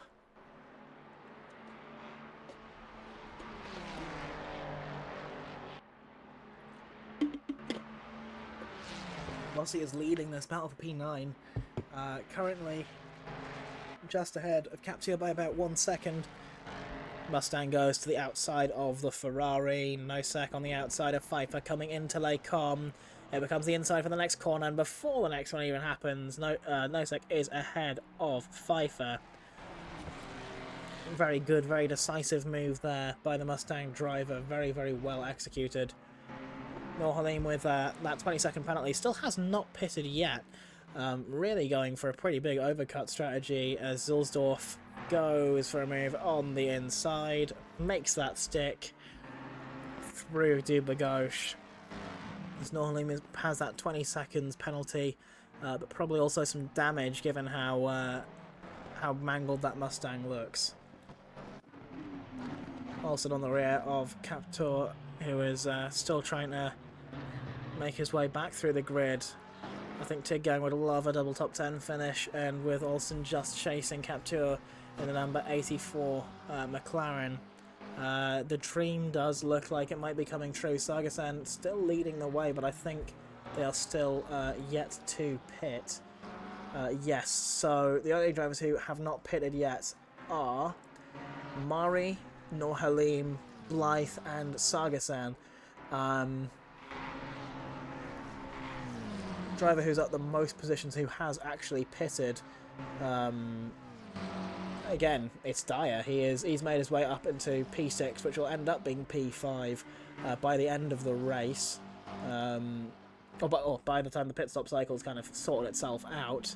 Sargasan does come into the pit lane.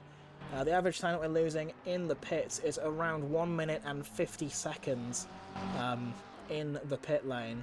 So lots of these drivers are going to be, you're losing nearly a full lap just being in the pit lane. So Cheshire's going to take that P1 as well. I think this might put them down, perhaps even behind or in the battle with Vossi, Captur and Olsen.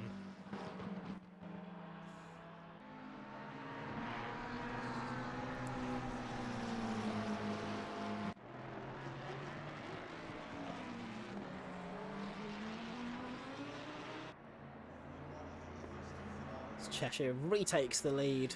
Sargasan in the pits. Cheshire leading now with a pretty decisive gap of around 23 seconds from the next driver. I'm going to try and widen that gap a little bit more. Cheshire is still not playing round. He is trying to dominate here at Spa. Lights to flag victory for the 343 car.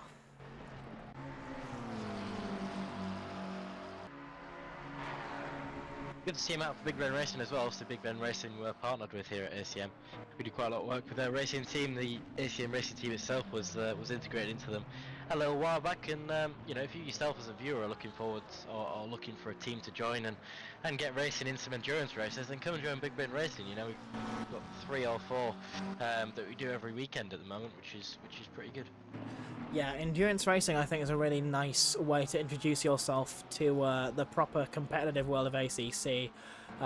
Again, it's one of the biggest lessons that you have to learn in racing car driving is that the speed doesn't really matter if you can't be consistent. So what endurance racing will teach you is not how to be fast, but it's how to maintain your speed lap after lap, as Olsen looks around the outside of Captur through Eau Rouge and Radion, carrying much more speed. The Tig Gang Racing, number 74, up into P9, well, P8 now, past Captur Sargason, down in P10 with an 8-second gap to this number 84 McLaren here.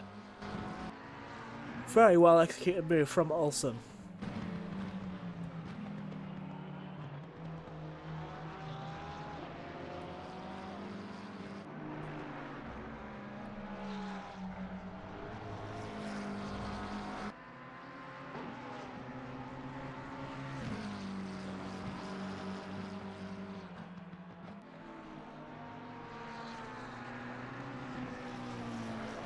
A little bit of a battle for P8 at the moment between Capita and Sargsian. Obviously Sargsian dropping back after that pit stop. Yeah, actually, I might be wrong. well, It was Capita on the back of Olsen, sorry. yes, also managed to get that overtake done on them, but Capture is not done just yet. But a second between the two. Dyer is going to continue trying to make his way through the pack, with just about 7/10 between himself and Davies ahead. He's going to try and make it an all-Mustang podium, storming his way through the grid all the way from the back. I'm going to keep the camera on Brogan Dyer as I grab myself a bit more water. Brogan Dyer currently has the fastest lap of the race with a 2:16.8. Now you'd think that Ryan Cheshire up front with probably the biggest gap in this race, and obviously nothing else to worry about in comparison to Brogan, who's battling with other drivers, would have that fastest lap of the race. But Ryan Cheshire currently is sat on a 2:17 flat as his fastest lap time, which is, to be fair, only 1.5 tenths slower than Brogan's. His last lap was a 2:17.6, with Brogan's last lap being the fastest. So we might see a little bit of a fastest lap battle between these two drivers. Brogan Dyer obviously 0.3 seconds behind Davies at the moment, so maybe not going to be getting the fastest lap anytime soon. But if he can take care of his tyres, and obviously the more fuel that he burns, the lighter he'll be, I think that fastest lap could certainly come down. We've seen some impressive work from him so far, and well, he's just made his way past Ethan Davies on the outside there. I think Ethan decided to just make it slightly easy for him there. Still 50 minutes left of the race. Obviously Brogan's come up 23 places now, maybe 33 places, as he says thank you coming out of the corner. But yeah, fantastic performance from Brogan, and well done to Ethan Davies for taking the smart decision and just letting him by. Yeah, I mean, that was a very smart decision to make. Again, we've still got nearly 50 minutes left of this race, so just letting him through, and I think maybe just trying to learn a few things from the way he takes the lines, and trying to get that slipstream as well to carry him a little bit further up the pack. Always going to be helpful. Blythe now in the pit lane, pitting very, very late. The ultimate overcut strategy. So he's going to be having about 50 minutes on a new set of tyres, and a maybe a slightly lighter fuel load as well. So Blythe is really trying to overcut a lot of the drivers around him, and I mean, he's still gonna be losing a lot of time in the pit lane.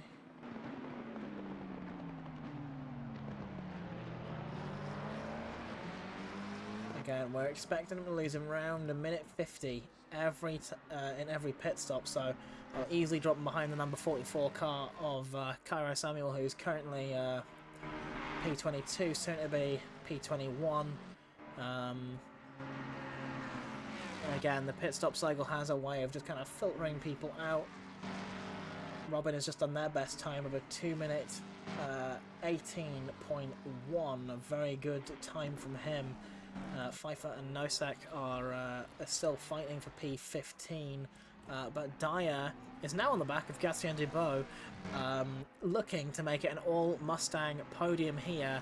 He's going to be looking for a move coming into Bruxelles, and he's still very, very close, practically pushing the McLaren through the corner as they come in to speak, as he's going to try and carry a lot more momentum. This, I think, is one of Dyer's favourite corners. He's looking up the inside of Double Gauche.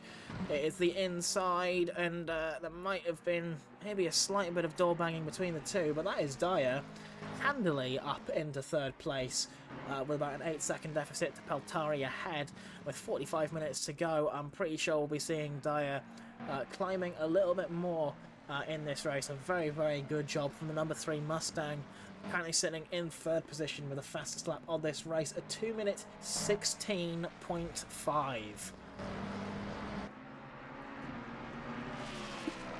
Yeah, I mean, I did say that he'd get another fastest lap, but I mean, a 2:16.5 race pace is pretty mental, and he's almost on his way to getting obviously a last to first. I think for him it'll probably be a last to second place, which is still, don't get me wrong, just as good. But Ryan Cheshire, I think, is probably way too far gone for Brogan to have any form of chance there with that one. Yeah, with about 30 seconds to go. I mean, if he can carry on this lap pace, if Cheshire does fall back a little bit, there is still a chance.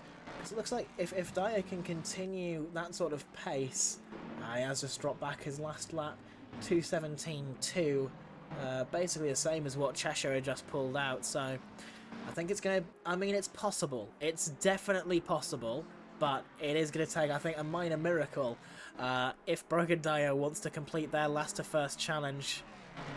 They have a blue flag as well for the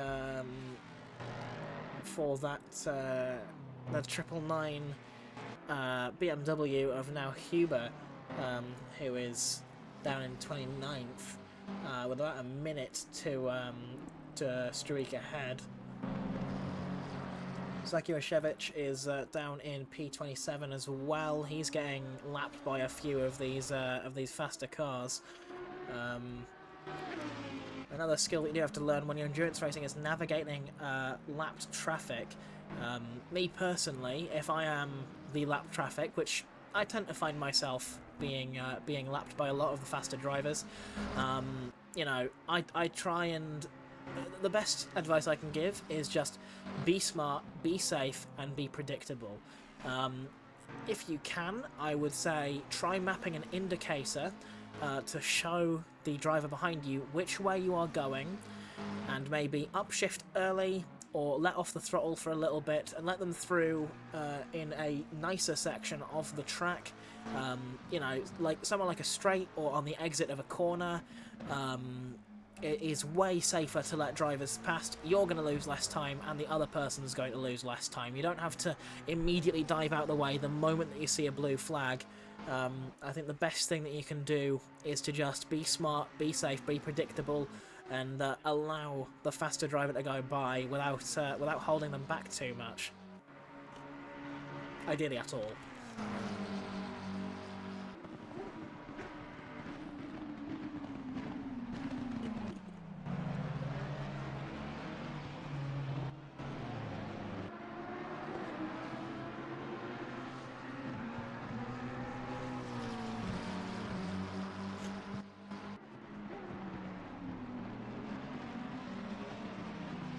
I think that's part of the race where things do get quite quiet. Again, a lot of the gaps throughout the grid are have spread out a lot more. There could be a three-way battle here for P6 between Clippert, Vossi, and Olsen. All of them are very, very talented drivers, and I think Vossi would really enjoy having that P6 finish. There's also a battle here between Gatien Dubois and Ethan Davies for CRF.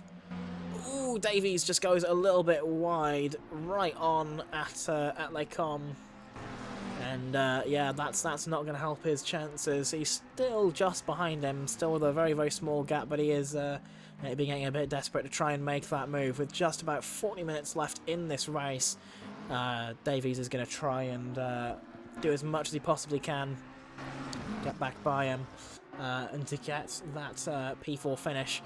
I might be about to see the impossible here. Are we going to see a Porsche make an overtake on the straight? No. I would have been amazed if that had happened. Vossi currently just on the back of Clippert with Olsen behind them. It's going to be a three-way battle for P6 as well. The gaps here are very, very small, just about 2/10 between the 236 Gator Racing car of Clippert and the TGR car of Vossi, who is chasing him down behind.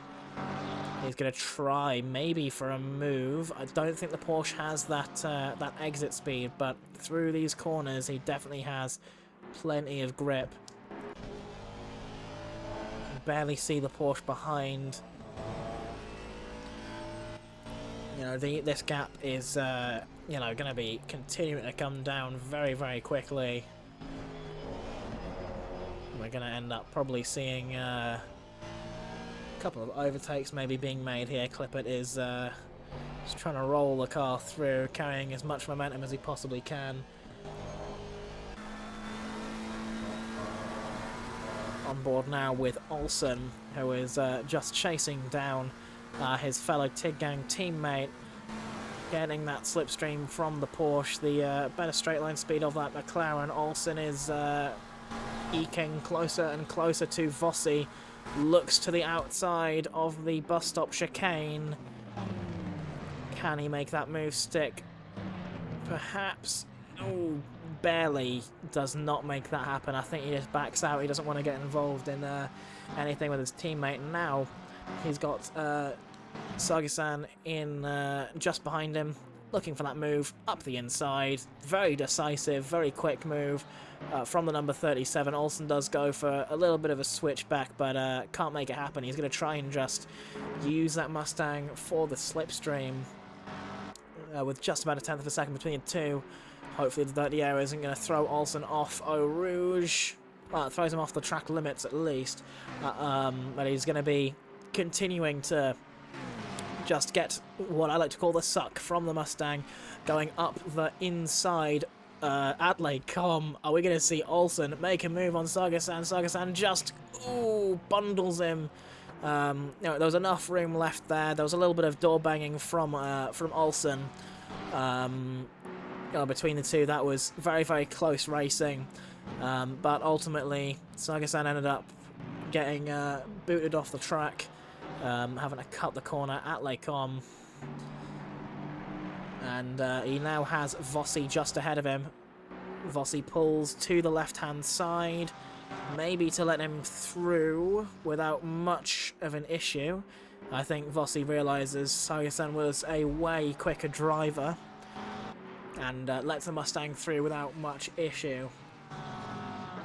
And now the number 37 driver is going to continue to make his push up the grid with Clippert just ahead. With the current pace, though, I'm not sure he'll be able to get further than P6 because there is a 40-second gap between P5 and P6, which, you know, I know it's only been, and it's been an hour and 20 minutes, which sounds like a long time, but that gap is pretty significant. So, I mean, you never know. It looks like Sargasan's actually doing a little bit of bump drafting with the Aston Martin there, trying to pull away from the Porsche and McLaren behind. Mustang goes to the inside, through the bus stop's chicane, brakes nice and late, still gets to that apex. Again, this is fantastic racing that we're seeing from Sargasan. The number 37 FIA Armenia car just made his way up. I think that was past, what, 3-4 cars in just a span of 2 laps, so very, very good racing from him there. Not sure how much more time he'll be able to gain on the other drivers ahead, but P6, being able to recover to that after the incidents earlier is still very, very impressive. And I don't think he's done yet either. He's not got too big of a gap in front. Obviously, well, actually, I take that back. 40 seconds is quite a lot, but Brogan Dyer did it at some point, so you know, not entirely out of the question. Yeah, I mean, with 36 minutes left to go, you know, it's again, it's another one of those things where it's possible, but it might take a minor miracle if they want to make that move up at the top 5.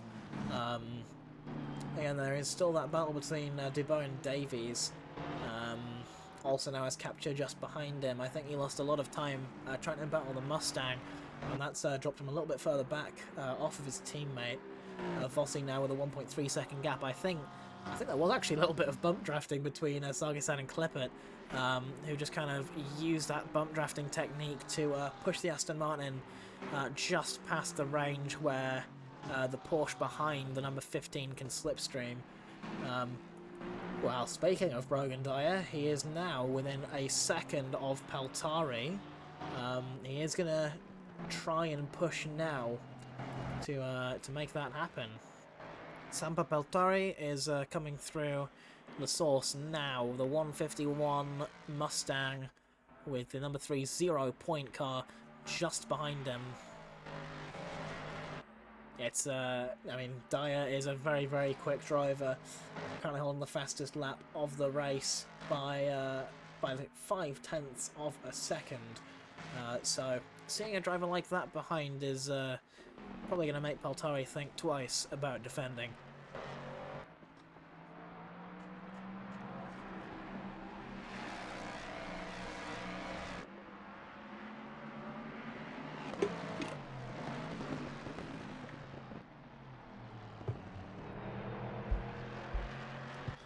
Still some other battles happening behind. There could be a four-way battle for 7th. Clippert, Vossi, Olsen and Capita all within about a second of each other. Clippert only has about 3 seconds to Sargason ahead. Cheshire is pulling out an absolute massive gap. There's almost already 30 seconds to Peltari behind, but that's not going to stop Dyer from trying to make that move happen. Nosak has had yellow flag there. I think there might have been some sort of spin there. Peltari is going to continue to be looking in his mirrors. Maybe to defend from Dyer. Goes a little bit wide off the track there. I don't know if that would count as a proper off track or if that would just be a no time gained. But Dyer is really pushing now.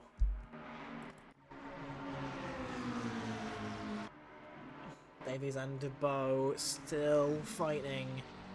Through Blanchimont they go. Davies still well within the slipstream of Dubois, who defends to the inside.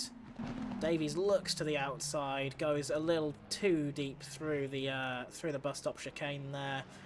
That's dropped him a bit further behind Dubois. Let's go back to Brogan Dyer coming through La Source. And we might even see a move through Eau Rouge and Radion, 2/10 the gap between them. Again, he really, really looked for that move, trying to scare Peltari out of it. And you know what? The strategy might have actually worked. He's looking on the right-hand side of the Kemmel Straight. He might have made this move, you know, looking into Lake Com. He's got that inside line, he's got his nose ahead, he's got his whole car ahead, and that's Brogan Dyer up into second place. Streak has spun it through Speaker's Corner. There's a drive-through penalty for them, and another drive-through for Noor Halim, and that is Zakarashevich, who has gone just past, had to go on the grass there to avoid collecting the McLaren there. Good reaction time there from Zakarashevich, who has made their way up into P26. And Captor has actually made his way past 3 different cars at once, past Vossi, Olsen, and Clippert as well. So I don't actually know what happened there, but it must have been pretty significant for Captor to make up 3 positions that quickly. That is Clippert up the inside of Olsen, who does look for that switchback move. Clippert, the number 236, is parking that car defensively through the apexes. Olsen looks for a move on the inside of Bruxelles, thinks better of it. Still has his teammate in Vossi tucked in just behind him, so even if the McLaren's attack fails, they still have the Porsche just behind of Clippert to try and make that move.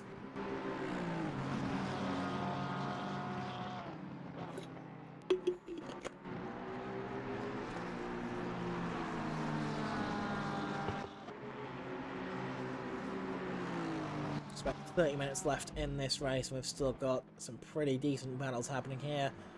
We have a battle for second place between Dyer and Peltari. Battle for fourth place between Dubot and Davies, and a four-way battle for seventh between Captor, Clippert, Olsen and Vossi. I'll keep this on the battle for P7 for now, or until things get a little bit spicier with the battle for second. Number 44 car is in P20 at the moment, pulling out a bit of a gap on Zulsdorf.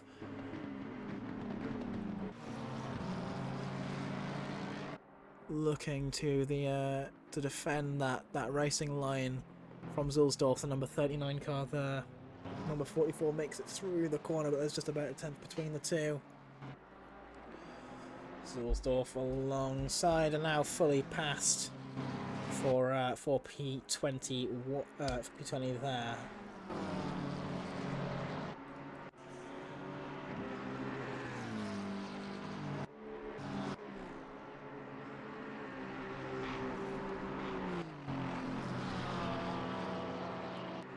Got Clippert, Olsen and Vossi now just flying through Eau Rouge and Radion down the Kemmel Straight. Vossi with a 5-second penalty. I think there might have been a little bit of contact earlier on. Must have been quite minor, but that is still not going to be helping out Vossi's run. So we'll drop them down by another position, unless they can pull out a 5-second gap on Robin behind. So he's going to try. I was about to mention that. I think Robin might actually have a chance here of catching up to these guys and making it a 5-way battle for P7. He's only 2.5 seconds back now. That's dropped to 5 tenths since the start of this lap. So he's slowly gaining on it, and obviously 4 cars going around the track at once, so you're going to be losing time no matter what. Definitely, and with the dirty air, of course, he is in time in the corners, but that slipstream might be benefiting them slightly in Sector 3, with Clippert, Olsen, and Vossi all very, very close to one another. You know, this 4-way battle for 7th place. You know, Vossi will probably want to pull out a little bit more time from Robin behind, who's now whittled that gap down to just to less than 2 seconds now. So yeah, they are losing a lot of time. That Mustang is really pulling its way around the Circuit de Spa-Francorchamps as Vossi is going to try and do anything that they can to hold on to that P10, that 10th position. Oh, Clippert has gone off, and Olsen has gone off. I think there might have been a little bit of contact there. I didn't see it, and I can't go back to watch it in a replay, or my entire ACC will explode. But that has dropped Clippert and Olsen back. I think there might have been some contact there.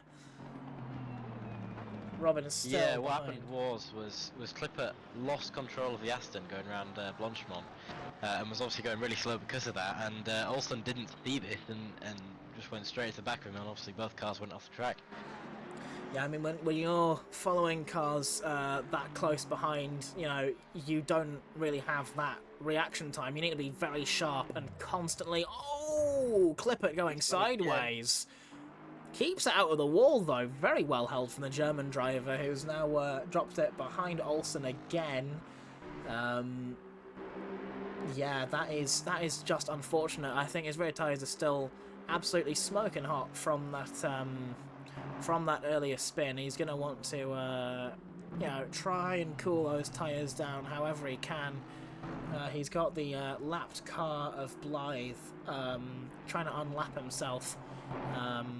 The other Aston Martin just trying to gain a little bit more time. That is an unfortunate incident. You know, even a momentary lapse in concentration can, you know, cause some pretty bad accidents. I think that was just unfortunate from Olsen.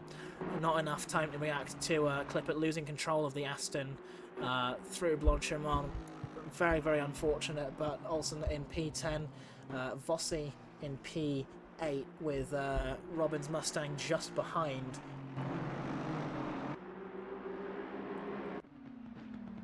And that is Davies up the inside of Dubot at La Source. Debo looking for that switchback maneuver, but can't make that happen just yet. He's going to be slipstreaming through Eau Rouge and Radion, actually. Trying to get as good of a run through here as he possibly can, just trying to, you know, get as much time out of that McLaren as possible. Doing a little bit of cheeky corner cutting to make that happen, but he's definitely got that move for now. Valtteri and Dyer are still battling for second place. Dyer might have dropped it at one point, but he's going to try and get that ball back. Or get back on his... My brain is just shutting down as he makes that move through Bruxelles. Clippert also seems to have dropped it again through Blanchimont, losing control of the car, and he is into the pit lane. I think he might just have worn down the tyres a little bit too much. He's going to try and pit again as a 10-second penalty for him as well. Don't know if that was for the contact with Olsen, but he has pulled into the pit lane. I think he is just going to call it a day there. Very unfortunate for Clippert. He's a very, very talented driver, but just had some bad luck with that Aston Martin today. This does bring a little bit of pressure off of Vossi's back, but he still, of course, has Robin behind him in that Mustang, who's going to be applying plenty of pressure for the last 25 or so minutes of this race.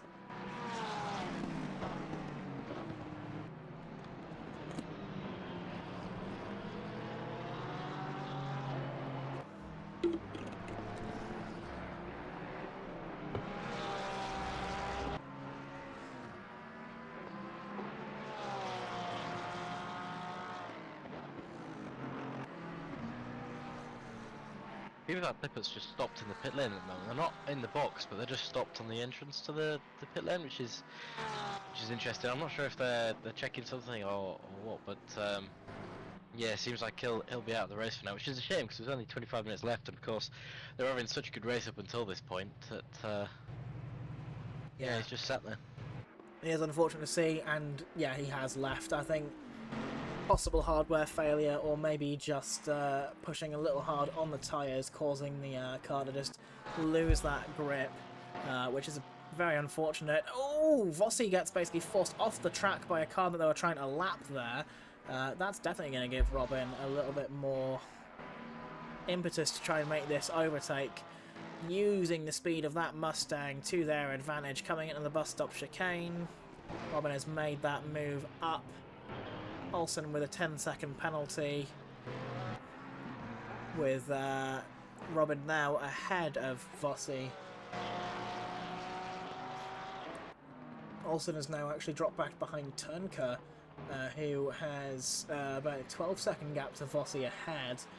And with the current gaps as they are, Vossi will maintain P9 and Olsen will maintain P11 after the penalties are applied post-race. Now this Vossi is going to be trying really hard to get the Mustang, but you can see actually he might have been a little bit reserved through Eau Rouge and Radion, so he might actually be on his final track cut warning and just trying to play it a bit more safe, ensuring he can actually finish in the top 10 of this race instead of pushing the track too hard and potentially giving them a drive-through penalty on top of the 5 seconds that they already have. A drive-through penalty here is deadly, with it being the longest pit lane in ACC. You know, it is a challenging thing, and with how much you have to push the track to get as much time out of it as you can, you are really playing with the boundaries of Spa-Francorchamps.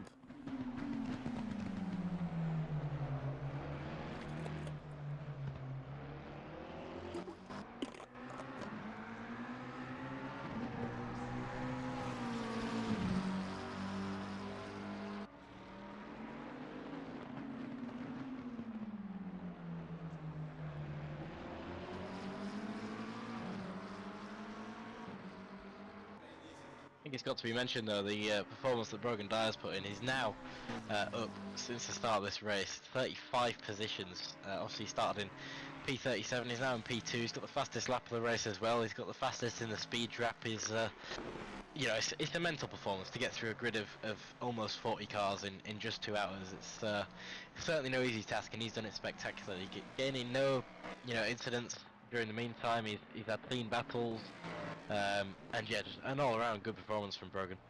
Yeah, I don't think I've seen a performance quite like that at any point. Being able to just go last to first on what Dyer himself claimed was just going to be a chill race. I mean, I don't know what this man's definition of chill is, because he's now in P2. He's got 35 seconds to Cheshire ahead, who I think is basically just claimed that win, and he's going to try and make that gap as big as possible before the end of the race. I mean, a 35-second gap is substantial. It has been an hour and 40 minutes, but Cheshire, with that amount of space out in front, is incredibly impressive. Go back to the battle for P4 between Davies and Dubois. Both of them are very, very quick drivers in that McLaren. I'm just going to keep it on them while I take another quick break. I'll leave with Harry for now. Yeah, take it away. Yeah, I mean, like I was saying, it's been a good race so far, especially for Brogan up top, but Ryan Cheshire as well. He's sort of led the race since the beginning, and has just taken it away, really. He's not really, speaking of chill races with Brogan, I think Ryan's had the biggest of chill races. Setting a 275 km/h speed trap, he had a 34-second pit stop, which, you know, I don't think there's much damage in there. But yeah, fantastic performance. I've got to mention Turnker as well, like I did last time. He's now up 26 positions from his start, obviously gaining a little bit from the P7 battle that we had a little earlier on. Turnker started in P36, is now in P26, P10, so obviously 26 positions up. Not quite level of Brogan, but still truly commendable performance. Barnett and Swingley further down the grid, they've both gone up 15 positions since the start of the race. And Callum Blythe further down as well in P22, up 16 positions. So some real big position gainers from this race, which is good to see. And yeah, like I said, some great battles at the moment. Speaking of, Dubois and Davies, we're still on board with. You see Davies in front is just keeping it steady.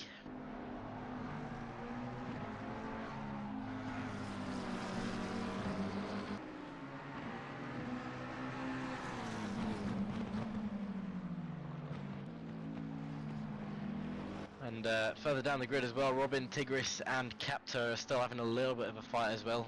Captor's just in front of the guys, about half a second between the two of them. I think Tigris actually had a little bit of contact on the first corner there, as he's dropped back down to about 1.3 seconds back. But Robin's still in on the action, and obviously he's had a fantastic race as well so far. Technically down 2 positions from his starting point, but he did have a lap 1 contact, so for him it's been more of an unintentional last to first challenge. But yeah, P8 is good for him so far. He's coming up into turn 5 now, and he's just made the pass at the inside, but he's braked very late on himself, and he's actually had a little bit of a tap from the McLaren behind. I know you guys can't see this, but I'm trying to describe it to you as best as I can. He did make the position gain. Captor has now moved down into P8 with Robin up into P7, but I'm not sure what the stewards will think of that contact, as it was a tiny bit of a dive down the inside, which was slightly beneficial for Robin getting past there. But we're still on board with Dubois and Davies. Dubois right on the rear of Davies now. It could be a move into the bus stop chicane here. I'll have the slipstream and the faster line into it, but we do have to remember the blue flag just in front, which is Will Gossell, as they come through and round onto the 44th lap of the race. Will Gossell will have to give this well, we'll not have to defend this at some point, so he'll probably go wide on this first corner here up at the source, which he does so perfectly, just allowing these guys to come through with no worries in the world. A slightly better line there from Dubois as they go around La Source and down in towards Rouge. You see Will Gossell just coming off behind them as well there. So down into Eau Rouge, it is Davies followed by Dubois as they come up the top now towards Rodillion and down towards turn 5 as well. It's going to be the slipstream for Dubois once again into turn 5 as they come down. It's going to be about 2 kilometers, maybe 3 kilometers an hour faster as they come down into the braking zone. I'm not sure he's going to make a move to this one. Nope, he slips back in and behind Davies, and he's going to be going round for another lap behind the other McLaren. But obviously equal machinery out here, so it is a true test of what the drivers can do. As they now head in towards Bruxelles, it's going to be again following behind the leader into here. It's going to be a battle of who can get the better line on exit. It looks like it might be Debo, as long as he doesn't get a little bit of oversteer again onto the next one into Speaker's Corner. A lot more of the apex taken there by Davis, which is interesting to see, seeing as Debo has managed to catch as a result of that, but nothing as they now go into Pouon. Obviously it's a long corner this one, and exits do matter as they come in and towards sector 3. Fantastic battle we're having on these guys. Obviously we're on the rear of Ethan Davies' car at the moment. You can see a lot more of the apex this time being taken by Debo. The difference in lines here at Spa is pretty crazy with what you can do. The track is used in different places by different cars, and it's interesting to see that both cars have different lines here, considering they're both McLarens and different drivers. But yeah, Davies gaining a little bit there throughout that section, but now they're heading towards Blanchimont. It's going to be again the slipstream for Debo. I don't think he'll make a move into the bus stop, but we'll wait and see for that. As he round the corner now, both obviously flat out, and the braking point comes, and I don't think Debo's going to make a move, but he will close up in the braking point, and he'll try and get a better exit out of the final corner and towards La Source once again. To the 45th lap of the race now. These two only half a second separating them for the past 3 or 4 laps now, which is of course good to see. A little bit of a line from Debo once again, but it's going to be a better exit for Davies as they both go speeding down in towards Eau Rouge. Again, slipstream into turn 5, potentially something that could happen. It needs to be a good Eau Rouge and beyond for Debo if he wants that to happen, but we'll see how it goes from now. It is a better line for Debo. Davies is a little wide on the apex, which means that he's going to have a better slipstream down into turn 5. I don't think it'll be enough now though. He is too far behind for it to make too much of a difference. So again, another lap behind the McLaren. It'll be a McLaren chain throughout. The blue flags could make a difference here. We've got car 34 coming up. That is Nosek in the Mustang, which they've got to deal with. After that, another sort of 5 or 6 second gap to car 151, which is further down the grid, and that could change the positions a little bit. We've got to remember 13 minutes left of this race. It is all to play for now. There's no more pit stops, there's no more damage, there's no more penalties. Well, supposing they don't have any contact, that is. Yeah, or But any off tracks as well. Don't forget the off tracks, because that, you know, Spa is a very, very easy track to well, you have to push it to its very limits, but often those limits, if you do exceed them, are met with track cut warnings. So if neither of these drivers have got any track cut warnings just yet, they might just be able to use it to their advantage and maybe try and squeeze out a couple extra tenths. It might be the difference between 4th and 5th for these drivers. Again, this battle is insanely close. I'm really looking forward to seeing who comes out on top here.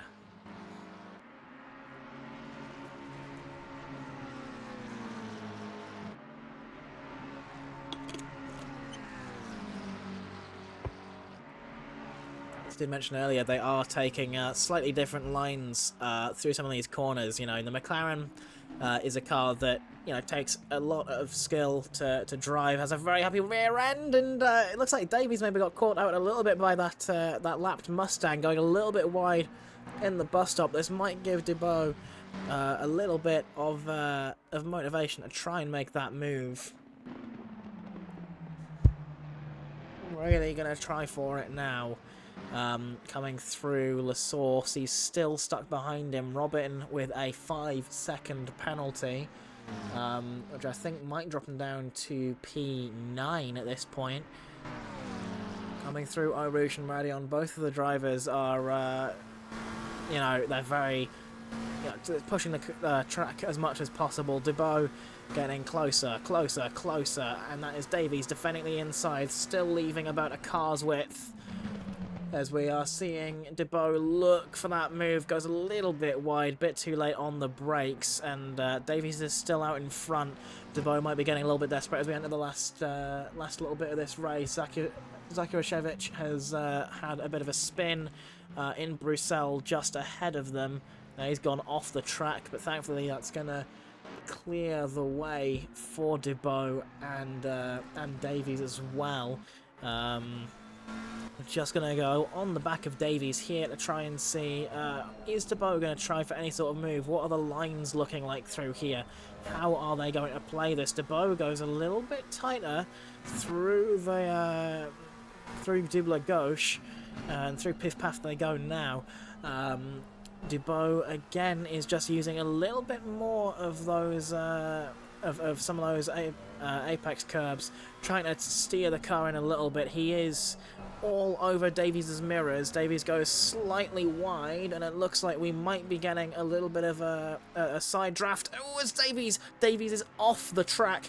We're going side by side. Davies and Dubois are in the two McLarens are going to be neck and neck, wheel to wheel, through some of these fast corners. Through Blanchimont they go. Barely able to hold on to Dubois around the outside of Blanchimont. Has made that move on Davies. Holds the inside line, but through the bus stop chicane they go. Davies is going to try for a little bit of a cheeky cutback, getting a little bit of a better exit, bit of slipstream coming into the source. Dubois holds that inside line, but Davies goes even more inside. Goes way too deep. Dubois holds on to fourth position for now. Davies rejoining behind Dubois. What an incredible move. Not often you see a move like that, but it is good when you do see it, and obviously kudos to these guys for what they're doing out there. We're having some amazing battling on the stream here today. Definitely, it's always fun commentating over a battle like this. I mean, Davies is going to try his best to get that position back with just about 9 minutes left in the race. Dubois is just ahead. We're on board with Davies, who is really trying his best to get up past Dubois here. Just trailing the brakes in. Goes a little bit wide through Bruxelles. That's not going to be good for his chance at getting past the Frenchman ahead. The number 6 McLaren is still trying to make his way up. There's only about half a second between the two. Ooh, well, you can see just how twitchy the McLaren is. It really excels in these kind of mid to high speed corners. But it does have a lot of shortcomings in a lot more of the low speed sections. You do have to kind of fight the car, tune it a lot. There's a lot of fine tuning to your steering that you kind of have to make, very small adjustments that, you know, yeah, you can see there losing the back end a little bit through one of these quicker corners, and yeah, just losing a little bit more time to Dubois ahead. I think Dubois might just be pulling on him a little bit. Dubois looks to be setting faster lap times. Again, his last lap was a 2 minutes 20.9, and Davies' last lap was a 21.4. So very, very different lap times. Davies goes a little bit too deep in the first part of the bus stop. That's going to open up that gap a little bit more. I'm going to have a look back at this battle between Captor and Vossi, who are currently battling for P8 on track. Though Vossi does have that 5-second penalty, which will drop him back further, but, you know, who doesn't like having a little bit of a fun battle? Olsen has dropped back to P11 with a 10-second penalty as well.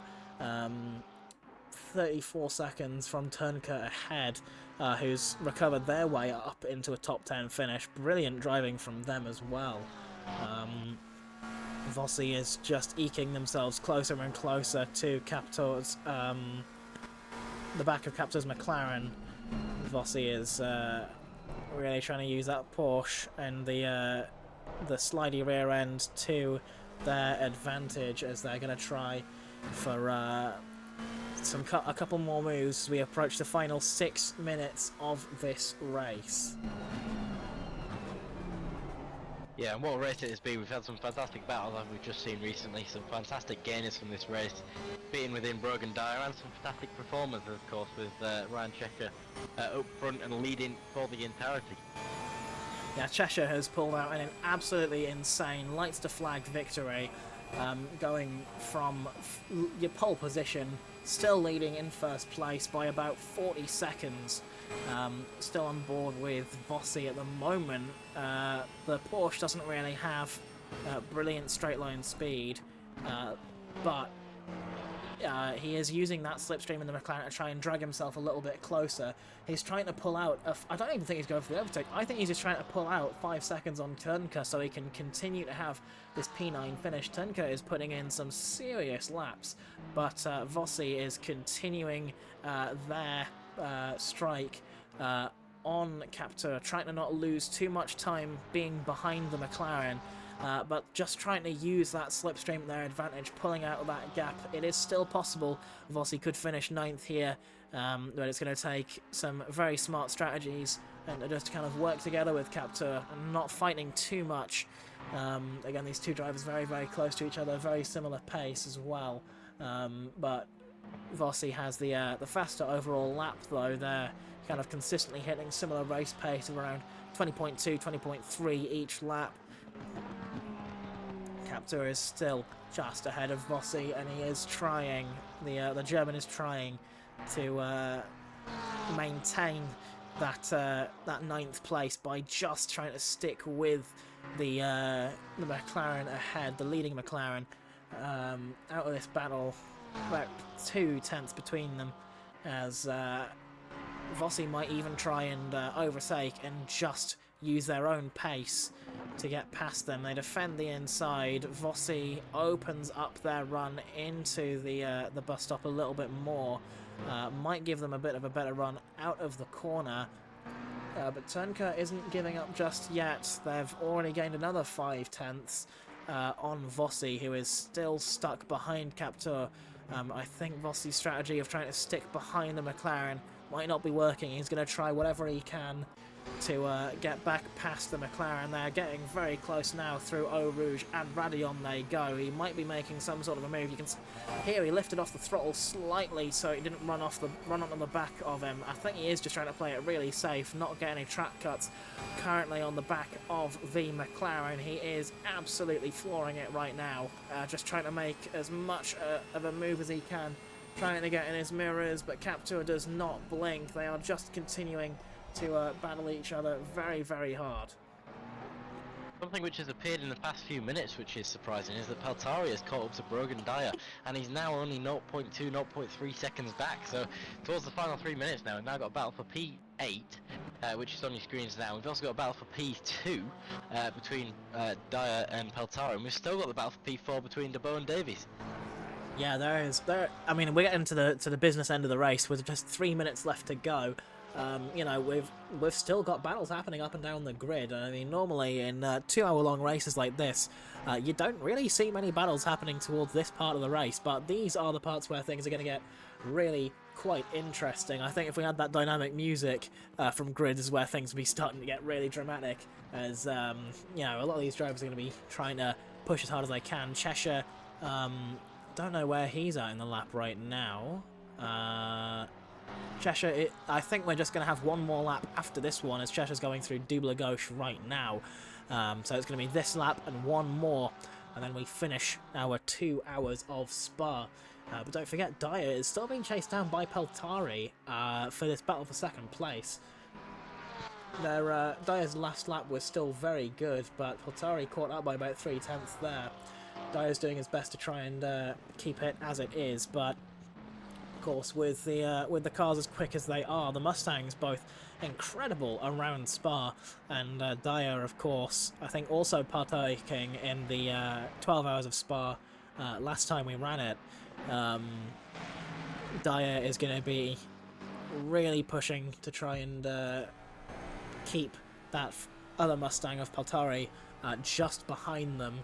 And with only 2/10 being the gap, Dyer holds that inside line. Peltari is looking for that move around the outside, which becomes the inside, but Dyer just manages to shut the door in time. And Davies has had an off through Double Gauche. He's had a spin, so that's Davies solidly in P5 now after Dubois has managed to overtake him because of this spin. But we are going to see a battle for second place as the leader is on the final lap. This is going to be the final time we go around Spa-Francorchamps in this 2-hour-long race. 51 laps later, with Cheshire leading by 44 seconds. Dyer defending to the inside. Gives just enough room for Peltari to try and make that move. Doesn't work just yet. Peltari opening up the corner as much as possible. Just trying to get whatever he can out of the Mustang of Dyer ahead. We're going to be seeing just how much Peltari is willing to push to try and loses the back end a little bit on Atlas Source. I think maybe a bit too excited to put down the throttle, coming out of the hairpin. Through Rouge and Radion they go.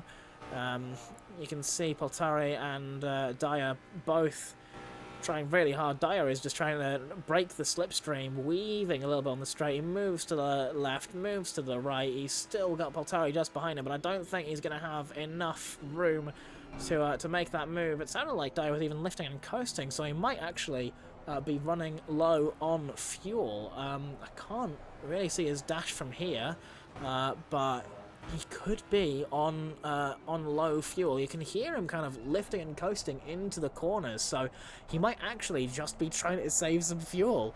So it's still all to play for. It's still loads and loads of drama.